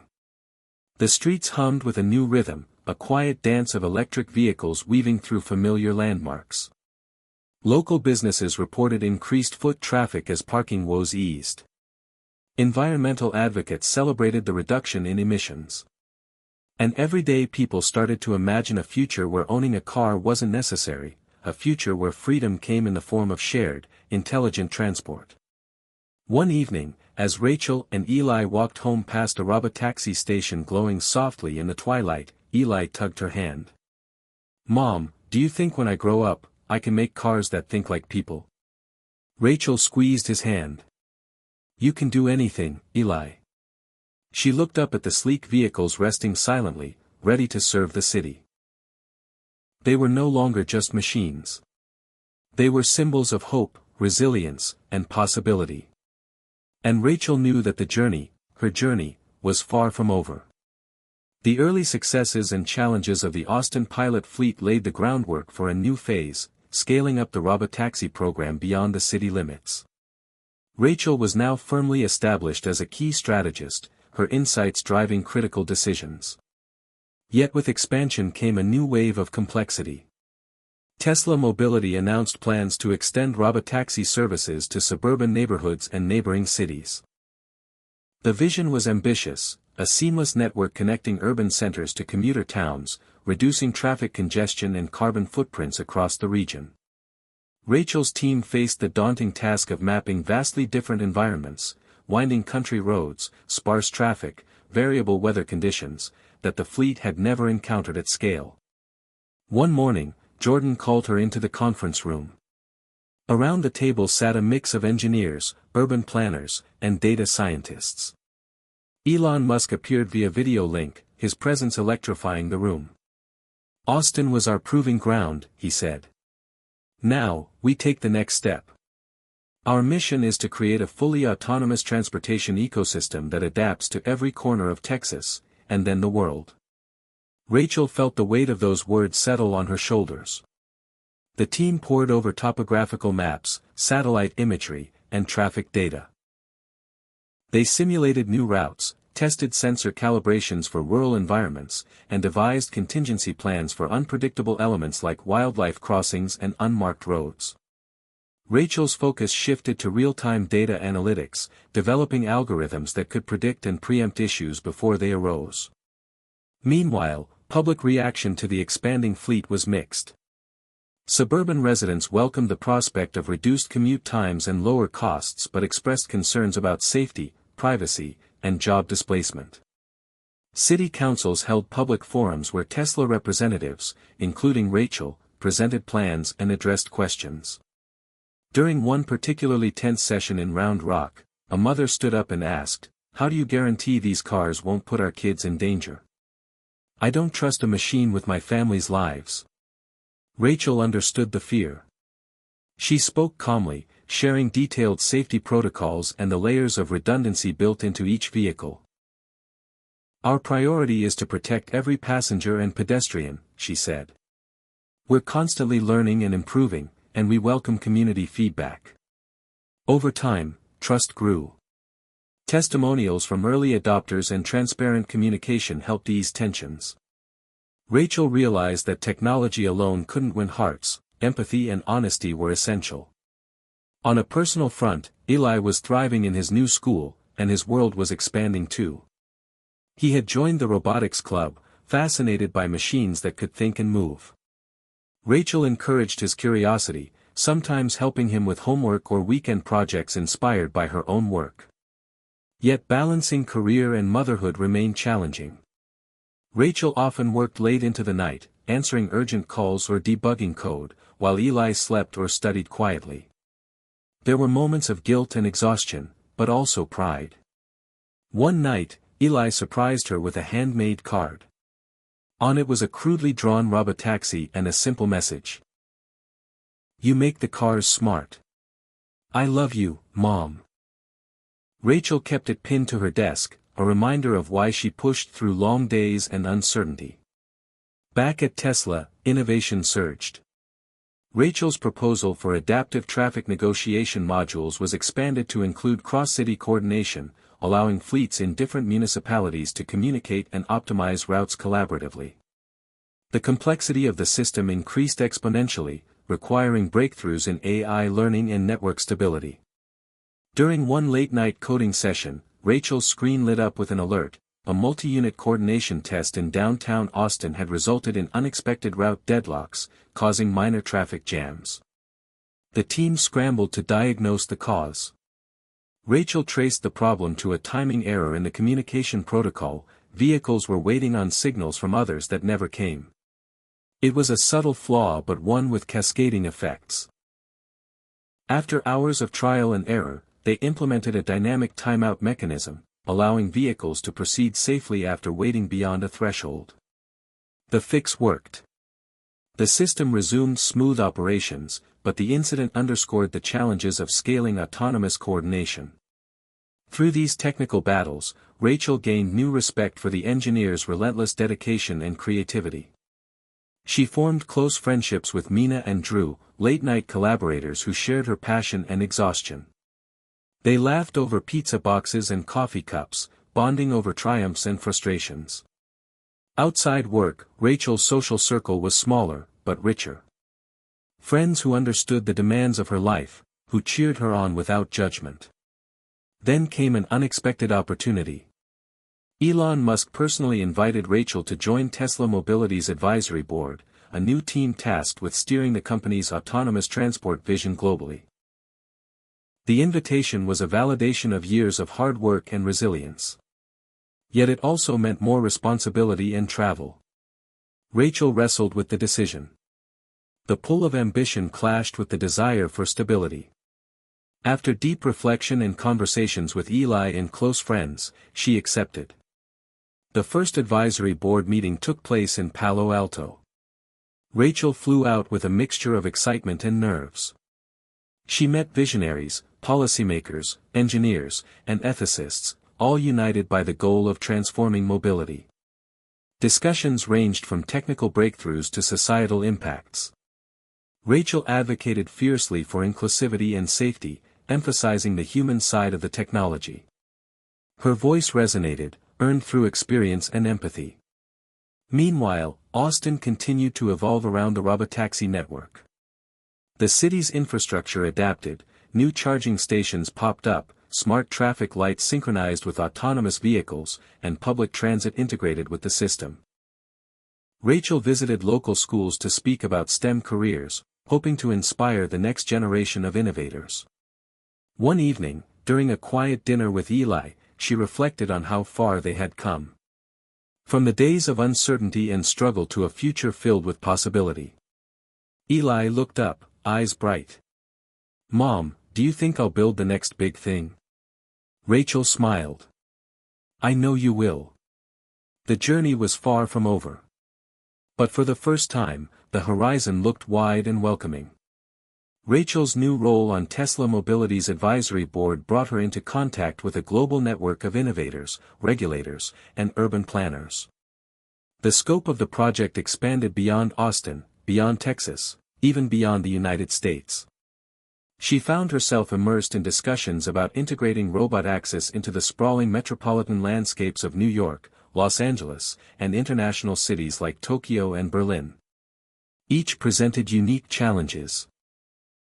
Historic street layouts, dense populations, diverse cultural attitudes toward technology, and complex regulatory frameworks.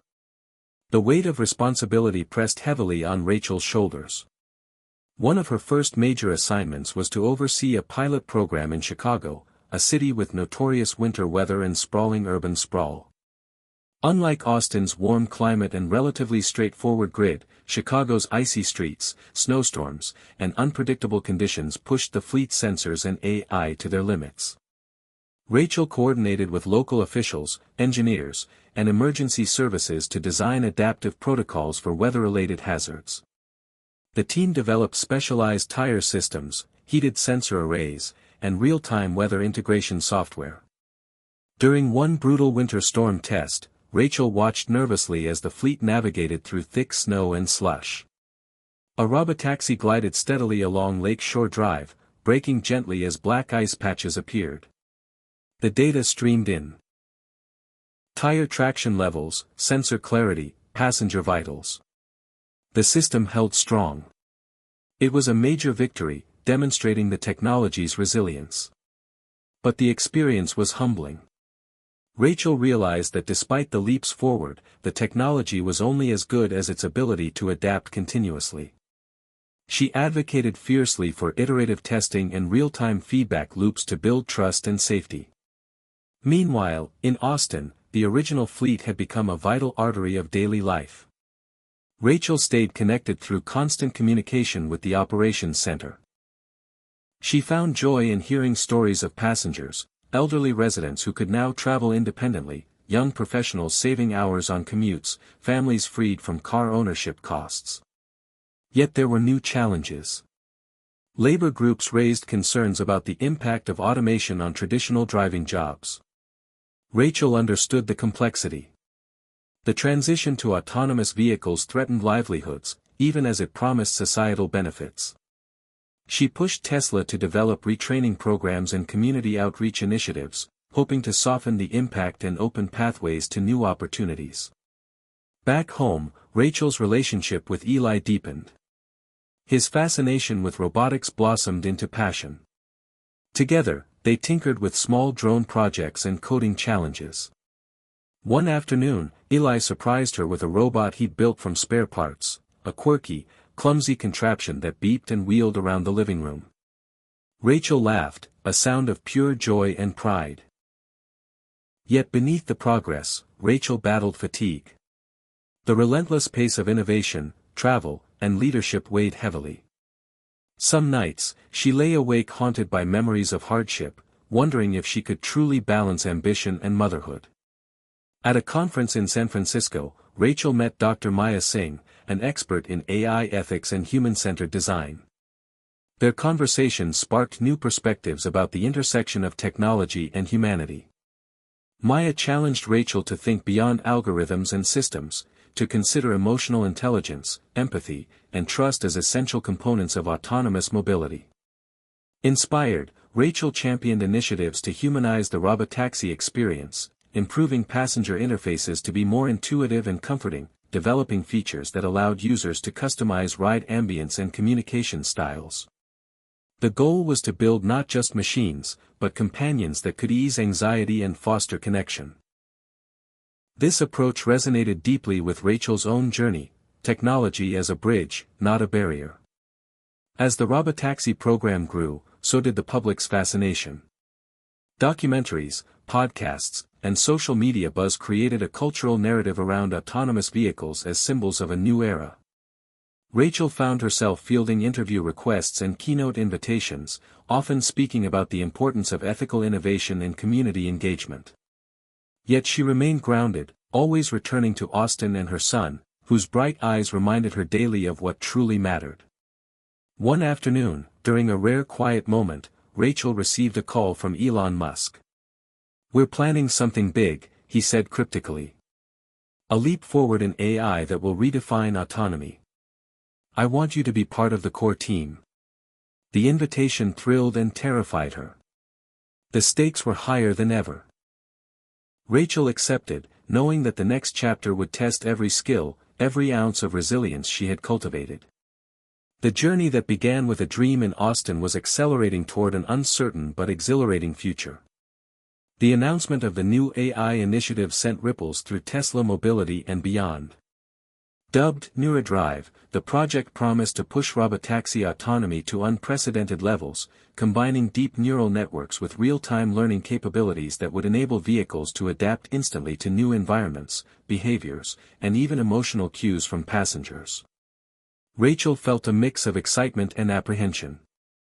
The stakes were immense. If successful, NeuroDrive could revolutionize not only transportation but human interaction with machines.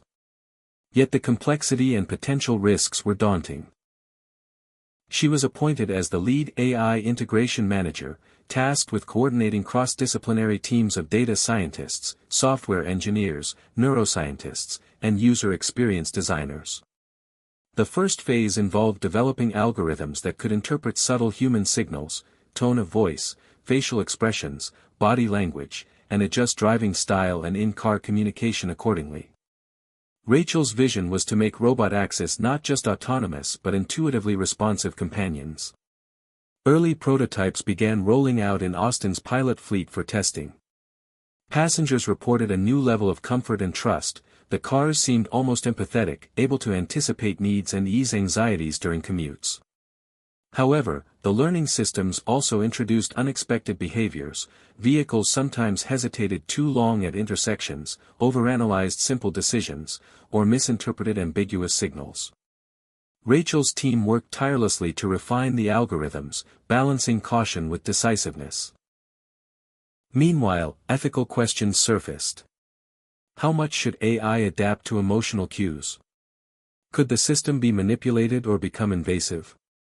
Rachel convened workshops with ethicists and privacy experts to develop transparent guidelines and safeguard passenger autonomy. Public trust was paramount. The media coverage was intense, alternating between wonder at technological breakthroughs and skepticism about AI's limits. Rachel found herself navigating a delicate balance, promoting innovation while addressing fears. One notable test involved a simulated emergency where a passenger feigned panic. The NeuroDrive system detected elevated stress levels and initiated calming protocols, adjusting lighting, playing soothing music, and offering reassuring voice prompts. The demonstration impressed observers, highlighting the potential for AI to enhance safety and emotional well-being. Yet the path was not without setbacks. During a busy Friday afternoon, a NeuroDrive-enabled Robotaxi encountered a complex scenario near downtown Austin. A cyclist suddenly swerved into traffic while a pedestrian stepped off the curb unexpectedly. The AI hesitated, calculating multiple possible reactions, and momentarily froze. The backup safety system engaged, bringing the vehicle to a cautious stop. No one was harmed, but the incident sparked scrutiny and a temporary suspension of NeuroDrive testing. Rachel felt the pressure acutely. She understood that perfection was unattainable but knew the public demanded near-flawless performance.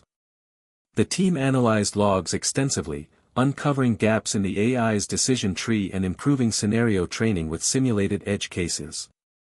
Over months, NeuroDrive evolved, gradually regaining trust and demonstrating improved reliability. Rachel's leadership style grew more collaborative and patient, fostering a culture of transparency and learning. On a personal level, the demands of the project strained Rachel's time at home.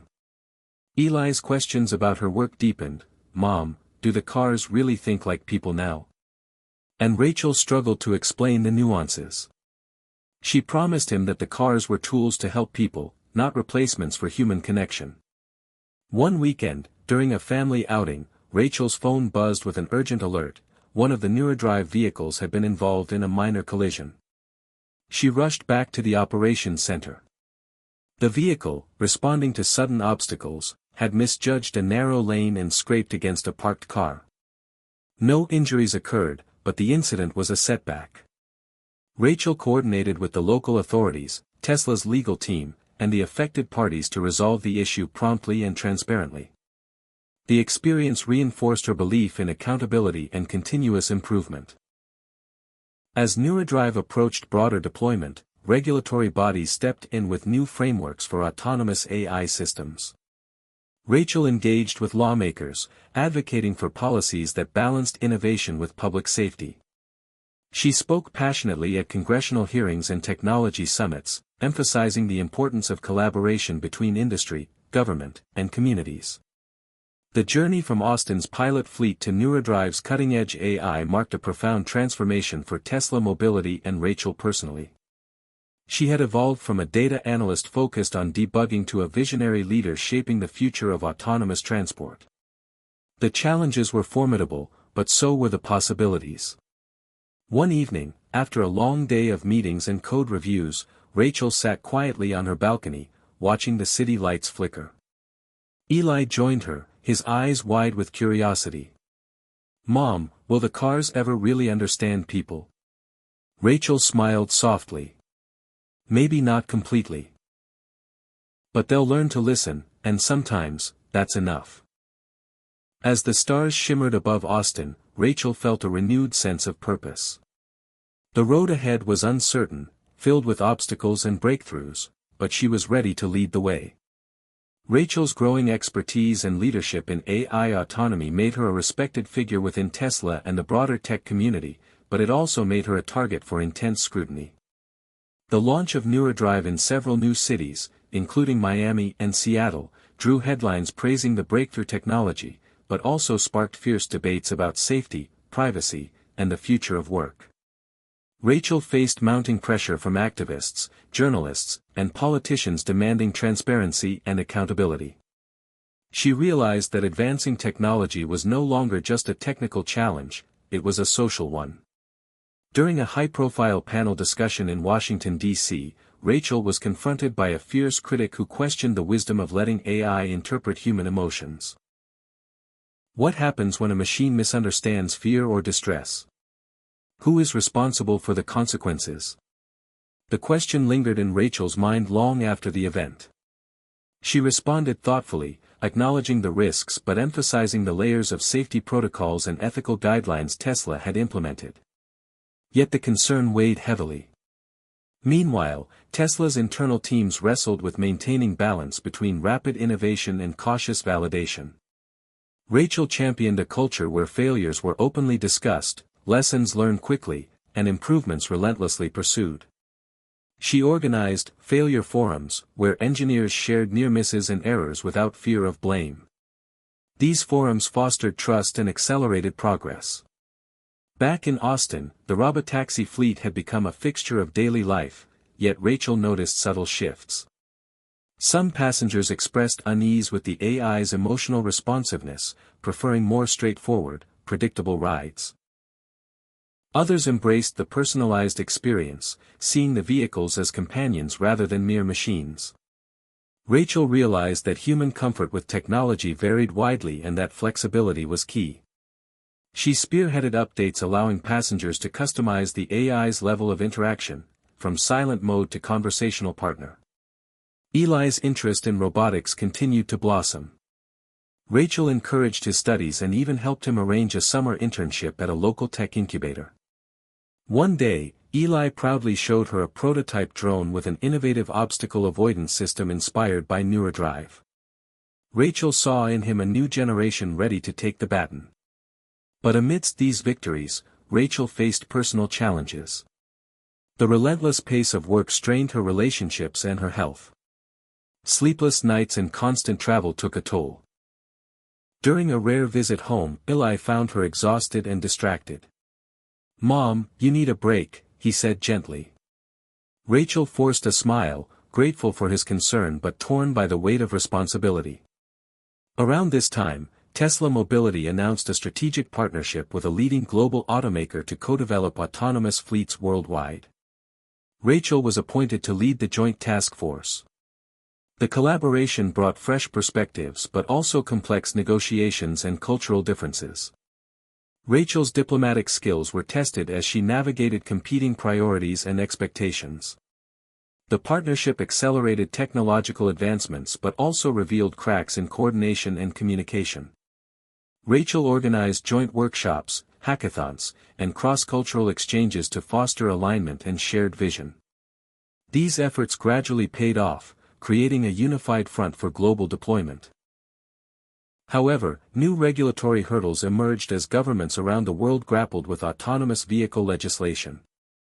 Rachel engaged with international agencies, advocating for harmonized standards and policies that balanced innovation with safety and ethics.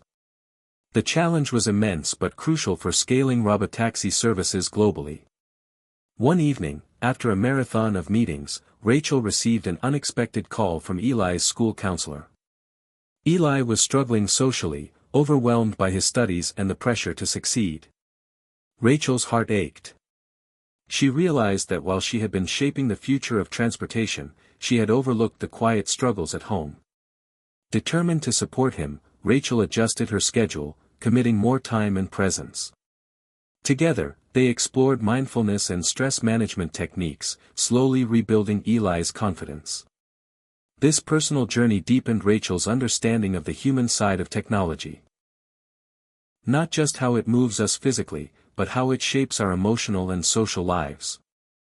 In parallel, Tesla launched a public education campaign to demystify autonomous AI and build trust through transparency and engagement. Rachel led community workshops, school visits, and online forums, sharing stories of Robotaxi riders and the technology's benefits and limitations. The campaign helped shift public perception, turning skepticism into cautious optimism. Amidst this whirlwind, Elon Musk continued to push the envelope with visionary goals. He proposed integrating Robotaxi fleets with smart city infrastructure, traffic lights, energy grids, and public transit, to create a fully interconnected urban ecosystem. Rachel found this challenge exhilarating and daunting. The technical integration required coordination with city governments, utility providers, and countless stakeholders. She and her team developed pilot projects in Austin, installing sensors and communication networks that allowed robot access to synchronize with traffic flows and reduce congestion dynamically. The results were promising: commutes shortened, emissions lowered, and residents reported improved quality of life. Rachel saw firsthand how technology, when thoughtfully implemented, could enhance cities and communities. As the pilot expanded, she reflected on her journey, from early days debugging code in a small office to leading global initiatives shaping the future of mobility and urban life. The path was fraught with obstacles, setbacks, and sacrifices, but also filled with triumphs, learning, and hope. One evening, Eli asked her, "Mom, do you think one day robots and humans will really understand each other?" Rachel smiled, the city lights twinkling below. "I think they're learning, just like us. And that's where the future begins." The Austin skies buzzed softly with the hum of drones and the smooth glide of robot access weaving through the city streets. Rachel stood in the operations center, eyes fixed on the streams of data scrolling across the massive monitors. The NeuroDrive system was about to be tested on a new frontier, late-night service with minimal human supervision. This was a milestone in Tesla Mobility's ambitious timeline, and Rachel felt the weight of expectation pressing on her. For months, her team had been perfecting algorithms to handle unpredictable night scenarios, reduced visibility, altered traffic patterns, and increased pedestrian unpredictability. The late-night fleet was a litmus test for NeuroDrive's ability to adapt autonomously without constant human oversight. As the first wave of robot access launched, Rachel's phone buzzed with messages from passengers already experiencing the new service. Many praised the smooth rides and calm AI interactions, but a few reported unsettling experiences. Moments when the AI seemed too cautious or overly reactive to shadows and sudden noises. Rachel knew this was part of the learning curve but was determined to minimize discomfort and build trust. Meanwhile, back in Austin, the city council debated a new ordinance that would grant Tesla expanded rights to operate Robotaxi zones with dedicated lanes and charging hubs. The proposal sparked heated community meetings.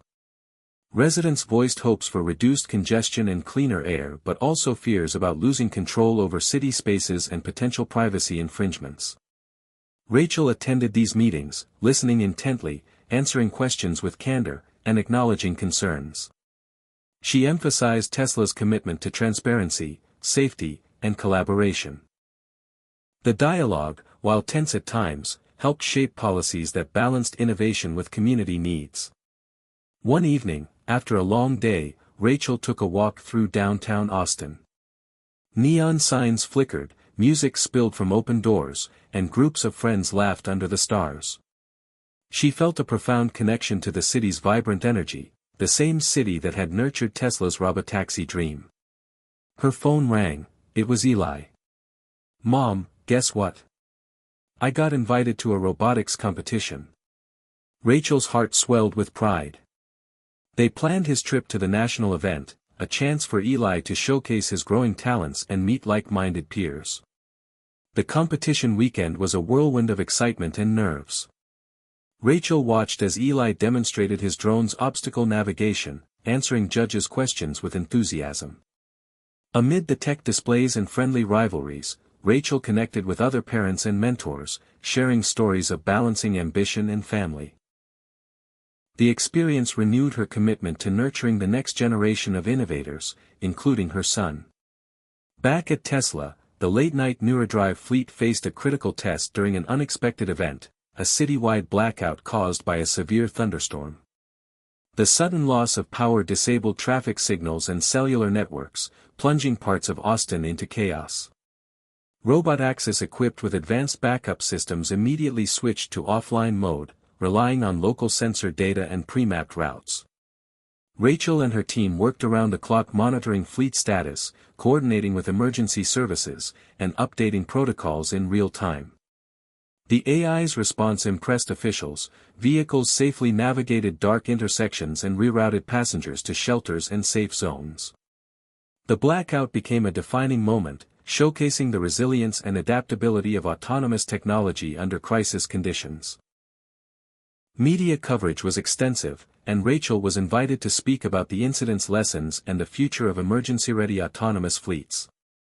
The event also highlighted areas for improvement: battery backup capacities, communication redundancies, and emergency passenger assistance features.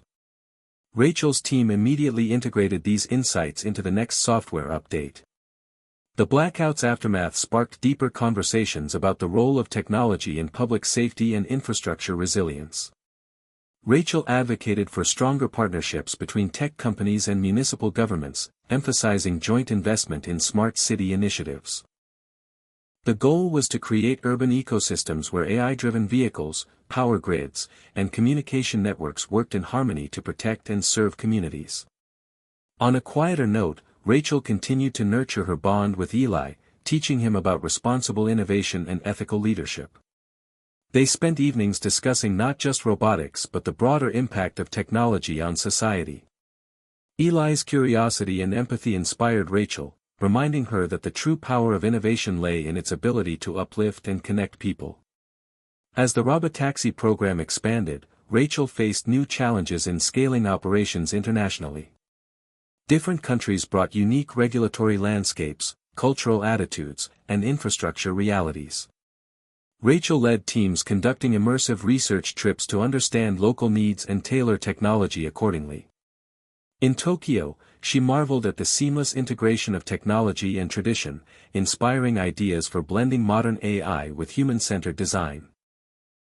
In Berlin, she engaged with activists advocating for data privacy and sustainable urban mobility. These global experiences enriched Rachel's vision, reinforcing her commitment to responsible innovation that honored diverse voices and values. One evening, as she prepared for a keynote at a global AI summit, Rachel reflected on her journey from that first uncertain day in Austin to becoming a leading voice in autonomous mobility. The road had been fraught with obstacles, technical, social, personal, but also illuminated by hope, resilience, and progress. She stepped onto the stage, greeted by an audience eager to hear her story. "What if you suddenly lost everything and had no one by your side?" she began, echoing the question that started her own journey. That fear can push us to innovate, to connect, and to rebuild. The Robotaxi dream is more than technology. It's about creating a future where mobility empowers everyone, where cities breathe easier, and where we build bridges between humans and machines. The speech was met with applause and sparked vibrant discussions about the future of AI and urban life. Rachel returned home with renewed energy, knowing the path ahead was still long but filled with promise. As Austin's Robotaxis glided silently through the night, Rachel felt a profound sense of purpose and belonging. The dream that began with a curious question had blossomed into a reality changing lives and cities. And she was just getting started. The hum of the Robotaxis was now a familiar soundtrack to Austin streets, but Rachel knew that the journey was far from over. With Neurodrive's success in night operations and emergency scenarios, Tesla Mobility was poised to take the next bold step: full driverless operation without any human intervention, day and night, across multiple cities. This meant trusting AI not just to react but to anticipate and manage every aspect of urban mobility. The announcement sent waves through the company and the tech world. Internally, the pressure intensified. Rachel's role expanded from managing AI systems to orchestrating a vast, interconnected network of vehicles, infrastructure, regulators, and customers. The goal was audacious: zero human driver oversight, zero safety incidents, and seamless integration into daily life. To prepare, Rachel's team developed a new layer of AI called Sentinel Mind, designed to continuously monitor fleet health, predict system failures, and dynamically reroute vehicles to avoid hazards before they happened. This proactive intelligence would make Robotaxi safer and more efficient than ever. Early simulations showed promise, but real-world deployment was a different beast. Tesla selected Phoenix, Arizona, as the next city for the full driverless pilot, thanks to its predictable weather and supportive local government. Rachel flew there to lead the rollout, coordinating with city officials, emergency responders, and community leaders. The initial days were smooth. Robotaxi picked up riders, navigated busy highways, and handled complex urban scenarios without incident. Passengers marveled at the quiet efficiency and comfort. Rachel attended community events to engage with riders, listening to feedback and concerns. Yet beneath the success, she sensed the underlying tension. Full autonomy raised new fears about job loss, data security, and ethical dilemmas. One afternoon, during a ride-along test, a Robotaxi unexpectedly stopped in the middle of a busy intersection. Rachel, monitoring remotely, saw the AI detected an object, a fallen tree branch obscured by shadows, and chose caution over speed. The resulting traffic jam sparked complaints and media attention. Rachel convened her team immediately to analyze the decision. They realized that while Sentinel Mind was cautious, it lacked a fast, reliable method to classify and respond to transient obstacles. A software patch was rushed out, improving object recognition and adaptive response times. The incident, though minor, underscored the razor's edge of full autonomy. Around the same time, Rachel faced a personal challenge. Eli, now a teenager, began pushing back against her demanding schedule and the shadow of Tesla's ambitions. Their conversations grew tense. Eli yearned for independence and authenticity, while Rachel wrestled with guilt and responsibility. Recognizing the strain, Rachel made a difficult choice to step back temporarily from her leadership role and take a sabbatical to focus on family. During her time away, Rachel reflected deeply on the meaning of success and the sacrifices it entailed. She spent quiet mornings with Eli, hiking Texas trails and sharing stories about resilience, purpose, and balance. These moments rekindled her spirit and clarified her vision, not just for Robotaxi, but for her own life. Meanwhile, Tesla's full driverless pilot in Phoenix continued under interim leadership. The fleet encountered challenges, software bugs, hardware failures, and public skepticism, but also demonstrated remarkable resilience and learning. Rachel stayed closely connected, mentoring remotely and preparing for her eventual return. Upon her return, Rachel was welcomed back with enthusiasm and respect. She brought fresh perspectives shaped by time away and a renewed commitment to human-centered innovation. She introduced new initiatives emphasizing ethical AI, passenger empowerment, and community engagement. One groundbreaking feature was the human-in-the-loop option, allowing passengers to override AI decisions in real time during unusual situations.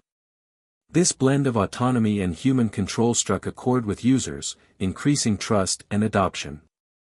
Rachel also expanded partnerships with local governments and advocacy groups, co-creating policies that ensured Robotaxi served diverse populations equitably. She championed accessibility improvements for seniors and people with disabilities, integrating voice commands, tactile feedback, and customized ride preferences. These efforts transformed Robotaxi from mere vehicles into inclusive, supportive mobility solutions. The company also launched a global scholarship program inspired by Eli's journey, nurturing young talents in robotics and AI from underrepresented communities. Rachel took pride in mentoring the next generation, recognizing that the future depended on diverse voices and ideas. One evening, as Rachel reviewed fleet performance metrics, she received a notification. A Robotaxi in Phoenix had safely detected and avoided a complex multi-vehicle accident, rerouting passengers to safety and alerting emergency responders instantly. This was a watershed moment, proof that full autonomy could not only navigate routine conditions but actively enhance public safety. Rachel shared the news with the team, feeling a profound mix of relief and pride. The road had been arduous, marked by technical hurdles, ethical questions, and personal trials, but the vision of autonomous mobility was becoming reality. Rachel's journey mirrored that of the technology, embracing uncertainty, learning from mistakes, growing stronger. She knew challenges remained, regulatory frameworks needed constant evolution, societal impacts had to be managed thoughtfully, and the technology must continue to respect human values. Yet, as Robotaxi silently glided through Phoenix streets, carrying passengers safely and efficiently, Rachel believed deeply in the promise of this new era. Technology, when guided by empathy and integrity, could reshape cities, connect people, and open possibilities once unimaginable. As she looked out over the city skyline, Rachel felt gratitude, for the team, the journey, and the dream. The future was still being written, and she was ready to lead its next chapter. With the full driverless fleet proving its capabilities in Phoenix, Rachel and her team set their sights on a more ambitious goal, integrating Robotaxi into the complex transit ecosystem of New York City. The city's labyrinthine streets, dense traffic, and diverse population presented a challenge unlike any other. Rachel knew this was a crucial test, not just for Tesla mobility but for the future of autonomous transportation in megacities worldwide. Planning for the New York pilot began months in advance. Rachel coordinated with the Metropolitan Transportation Authority, city planners, and community organizations to understand the nuances of local transit needs and public concerns. She insisted on a phased approach, starting with specific boroughs and gradually expanding. The team developed new AI algorithms tuned for high-density urban environments, with enhanced pedestrian detection, multi-agent communication, and adaptive route planning. As the launch date approached, Rachel felt the familiar mix of excitement and apprehension. On the first day of service, Robotaxi quietly entered Manhattan's busy streets, weaving past taxis, cyclists, and crowds. Riders quickly embraced the convenience of hail-on-demand rides with zero wait times and personalized experiences. Yet challenges emerged rapidly. Unpredictable jaywalkers, sudden construction zones, and erratic human drivers tested the AI's decision-making under intense pressure. Rachel's team monitored live feeds, tweaking software in real time. One particularly tense incident occurred near Times Square when a Robotaxi had to execute an emergency stop to avoid a child chasing a runaway ball into traffic. The AI's split-second decision prevented a disaster, but the abrupt halt startled passengers and nearby drivers. Media coverage was swift and polarized. Some praised the technology's safety and responsiveness, others questioned its reliability amidst the city's chaos. Rachel embraced transparency, releasing detailed incident reports and holding press briefings to build trust. She also initiated outreach programs in affected neighborhoods, inviting residents to experience Robotaxi firsthand and voice their concerns. Through these dialogues, Rachel learned the importance of cultural sensitivity and community engagement in tech deployment. The pilot revealed new dimensions of equity. While many hailed the convenience, underserved communities worried about being left behind or surveilled. Rachel partnered with local nonprofits to provide subsidized rides and improve digital access, striving to make Robotaxi tools of empowerment, not exclusion.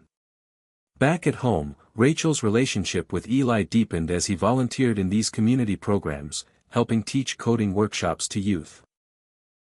His youthful enthusiasm reminded Rachel that the heart of innovation was connection and service. Meanwhile, Tesla Mobility expanded its sensor technology, introducing a groundbreaking system called OmniSense, a fusion of LiDAR, radar, cameras, and AI that created a 360-degree, real-time map of the environment. OmniSense vastly improved obstacle detection and prediction, reducing false positives and enhancing passenger comfort. The new system was rapidly deployed across the New York fleet. As OmniSense enabled Robotaxi to navigate with unprecedented precision, Rachel oversaw efforts to integrate the vehicles with city traffic management systems. Collaborations with the Department of Transportation led to adaptive traffic signals that communicated directly with vehicles, optimizing flow and reducing congestion. The city began to feel the benefits: commute times shortened, air quality improved, and road safety statistics declined. Yet the technical triumphs were tempered by new ethical debates. Privacy advocates raised alarms about the vast amounts of data collected by Robotaxi: location, passenger behavior, even biometric information from AI interactions. Rachel engaged with policymakers and advocacy groups to develop robust data governance frameworks.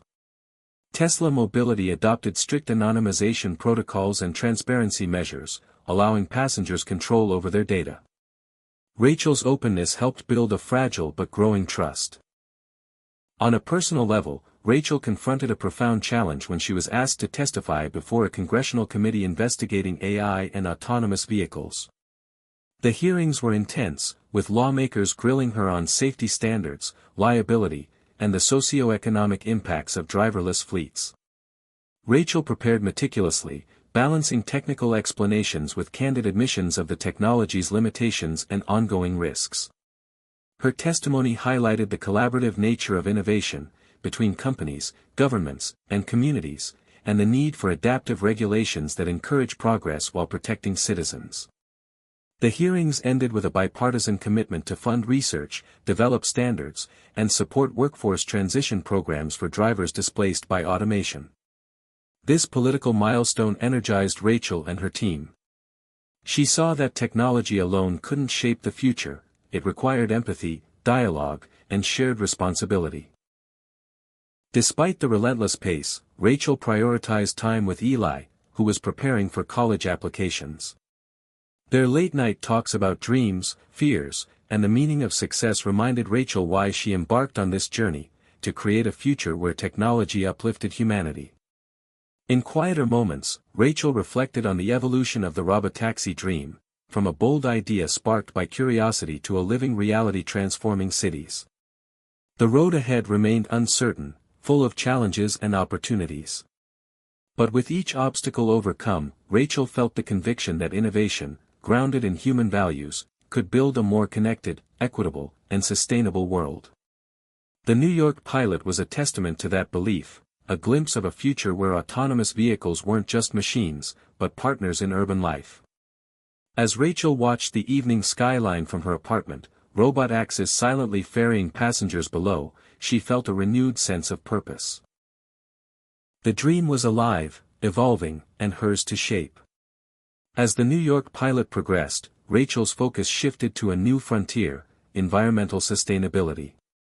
While Robotaxi promised cleaner, more efficient urban mobility, the energy demands of a rapidly expanding autonomous fleet posed significant challenges. Tesla's commitment to renewable energy offered a solution, but scaling it required innovation beyond batteries and solar panels. Rachel championed the launch of Project Green Ride, an ambitious initiative to power every Robotaxi with a carbon-neutral energy ecosystem. This involved integrating Tesla's solar technology with advanced grid management and energy storage systems in cities hosting Robotaxi fleets. Austin was the first testbed. Tesla installed solar canopies over charging hubs, equipped with cutting-edge battery farms capable of storing excess energy during peak sunlight and dispatching it during high-demand periods. The system could dynamically balance energy use across the fleet, city infrastructure, and residential consumers, creating a microgrid resilient to outages and fluctuations. Rachel visited the newly completed Austin Solar Hub on a bright morning, greeted by engineers and local officials eager to witness the intersection of clean energy and smart mobility. She knew that the success of Green Ride could redefine how cities powered their transportation, reducing carbon footprints and dependence on fossil fuels.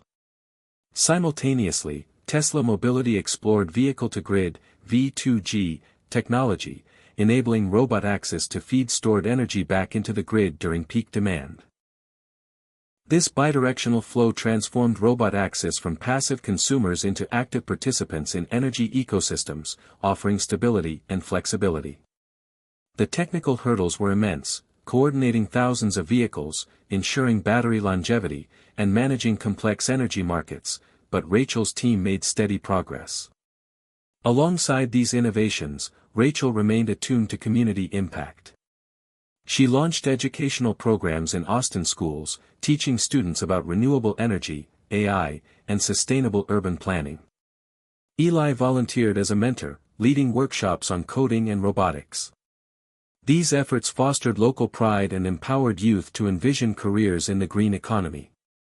While progress was exhilarating, challenges surfaced. During a record-breaking heatwave, the solar hub struggled to meet surging energy demands. Robotaxi operated at reduced capacity to conserve power, and Tesla engineers scrambled to deploy temporary battery reserves.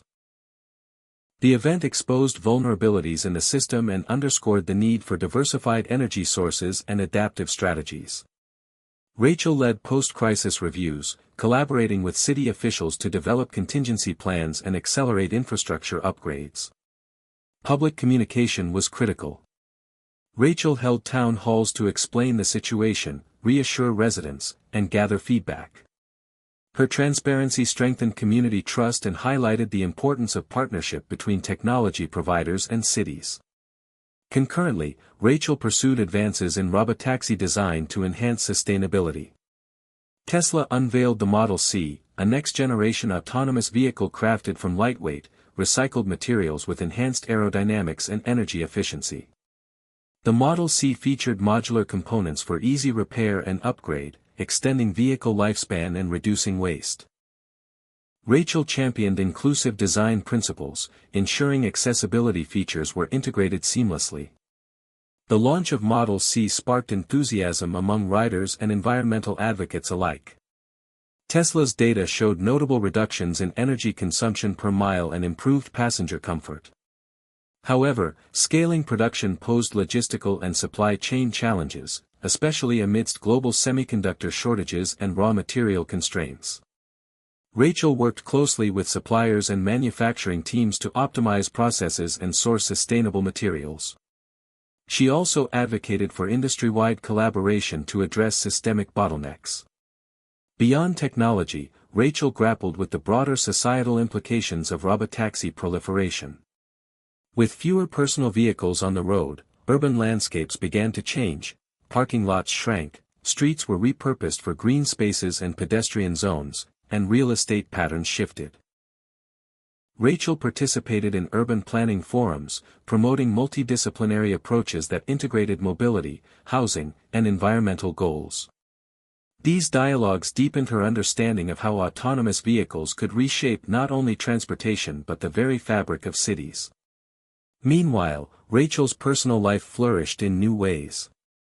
She and Eli explored Texas's natural parks, finding respite in hiking trails and starry nights. These moments reminded her of the importance of balance, grounding her amid the whirlwind of innovation and responsibility. Rachel also nurtured friendships with colleagues and community leaders, building a support network that sustained her through demanding times. The year culminated with the launch of Green Ride in Austin and expansion plans for Phoenix and New York. Rachel addressed a global sustainability conference, sharing insights and calling for unified action. "The future of mobility is inseparable from the future of our planet," she declared. "Our technologies must heal, not harm. They must empower communities and honor the delicate balance of nature." Her message resonated widely, sparking partnerships and inspiring new projects. Yet Rachel knew the path ahead remained complex. Climate change, urban inequality, and technological ethics would continue to challenge leaders and innovators. But with every solar panel installed, every mile traveled autonomously and cleanly, Rachel felt hope. The robotaxi dream was no longer just about convenience or profit, it was about stewardship, connection, and legacy. As Austin's Robotaxi glided silently beneath solar canopies, carrying passengers with zero emissions, Rachel looked to the horizon with quiet determination. The journey toward a sustainable, autonomous future was just beginning, and she was ready to lead it. The success of Project Green Ride and the expanding robotaxi fleets in Austin, Phoenix, and New York had established Tesla Mobility as a leader in sustainable urban transportation, but Rachel knew the final, most difficult frontier was still ahead: public acceptance on a global scale and addressing the cultural shifts brought on by autonomous mobility. With invitations pouring in from cities around the world, from Tokyo to Berlin, Sao Paulo to Johannesburg, Rachel prepared for a new phase of expansion that would test the flexibility of robotaxis in vastly different social and infrastructural environments. Before departing for an international summit in Berlin, Rachel took time to reflect on the unexpected ways the robotaxi revolution was reshaping human experience.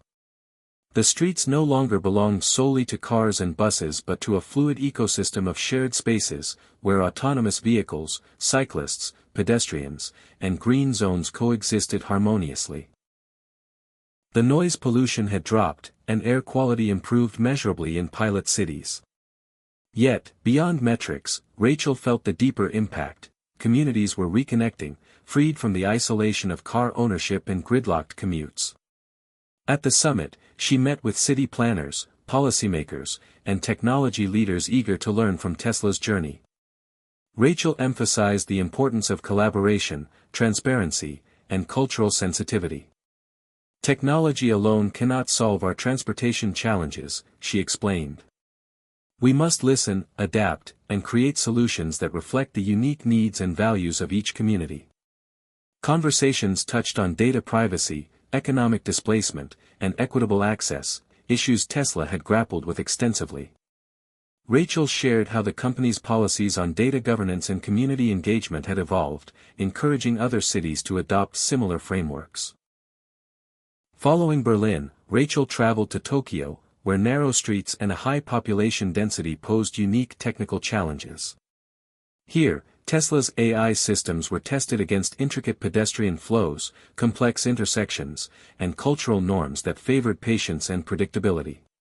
Collaborating with local experts, Rachel's team customized robotaxi behavior to align with Japanese traffic etiquette and social expectations.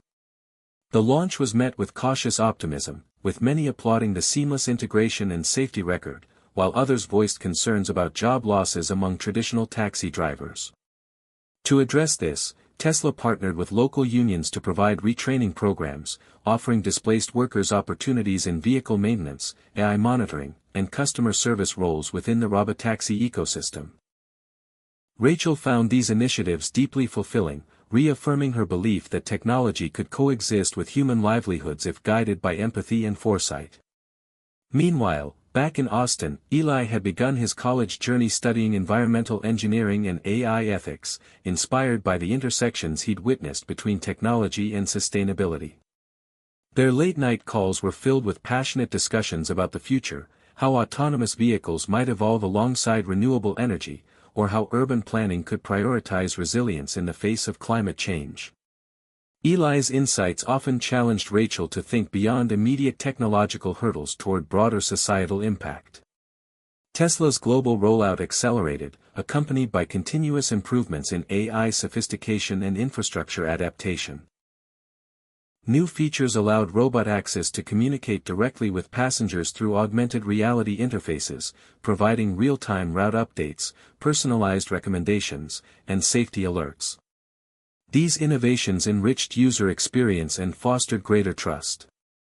Yet, as Robotaxis became ubiquitous, Rachel noticed an emerging tension, a growing nostalgia for the human touch in transportation. Some passengers missed conversations with drivers, the unpredictability of human judgment, and the simple social connection that came with sharing rides with real people. Responding, Tesla introduced a Community Connect feature, an optional service pairing riders interested in social interaction with trained mobility hosts who accompany journeys, offering local insights, safety companionship, or even guided tours.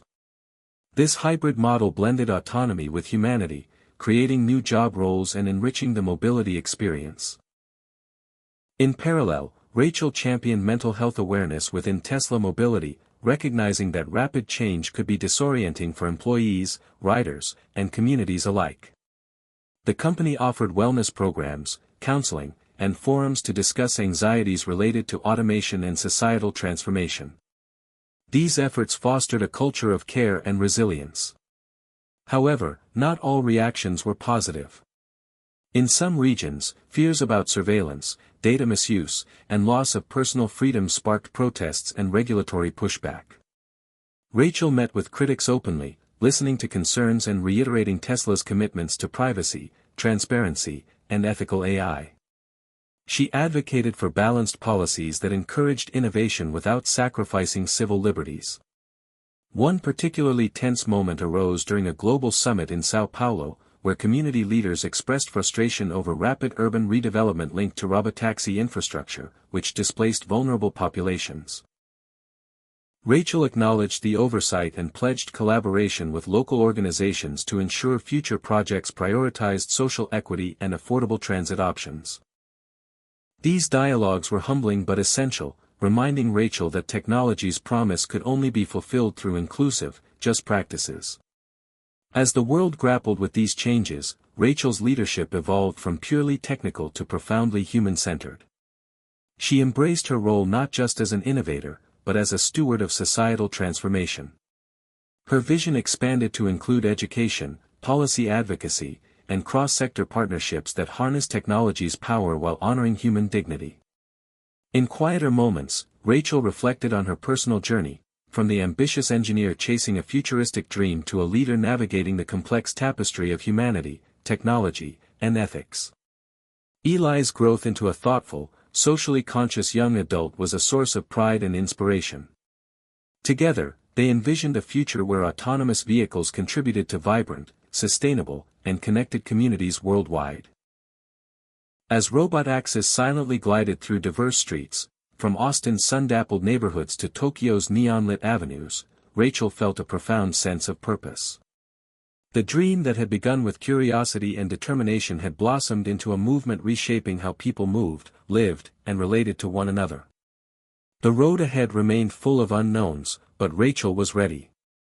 The revolution was not merely technological, it was deeply human. And she was committed to guiding it with wisdom, compassion, and relentless innovation. The morning sun rose over Austin, casting a golden glow on the city's skyline, where the quiet hum of Tesla's Robotaxi filled the streets. Rachel stood at the edge of the Solar Hub Plaza, watching as autonomous vehicles glided smoothly along their routes, seamlessly blending technology and humanity in motion. After years of relentless work, moments of triumph and struggle, the Robotaxi dream had become reality, here and now. Yet Rachel knew this was more than an endpoint, it was the beginning of a new chapter for cities, for technology, and for people. Over the course of the journey, she had learned that innovation was never just about machines or software, it was about connection, trust, and the courage to face uncertainty with hope. Reflecting on her path, Rachel thought back to her early days, the moments of doubt, the setbacks, the sleepless nights filled with questions about feasibility and ethics. She remembered Eli's youthful voice, asking what would push her forward when things got tough. The answer had evolved, it was love, for her family, her team, and the belief that technology could serve humanity's highest ideals. Today, Tesla Mobility was more than a company, it was a movement toward sustainable, inclusive urban life. The Robotaxi had reduced carbon emissions, transformed public spaces, and created new opportunities for work and learning. Cities were becoming healthier, quieter, and more vibrant.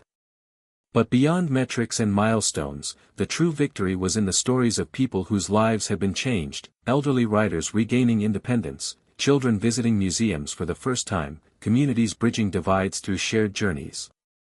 Rachel's phone buzzed with a message from Eli, now finishing his first semester in college. He shared a photo of a community project, a green space designed with sustainable transit in mind, inspired by their conversations. It was a reminder that the future was in the hands of the next generation, equipped with knowledge, passion, and empathy. Yet Rachel also recognized the road ahead would demand vigilance and humility. Technology must remain a tool guided by human values, not a force that overrides them. She advocated for ongoing dialogue between innovators, policymakers, and communities, ensuring that progress was inclusive and equitable. Tesla Mobility's governance policies continued to evolve, emphasizing privacy, transparency, and ethical AI. The company's work with global partners underscored the necessity of adapting solutions to diverse cultures and needs.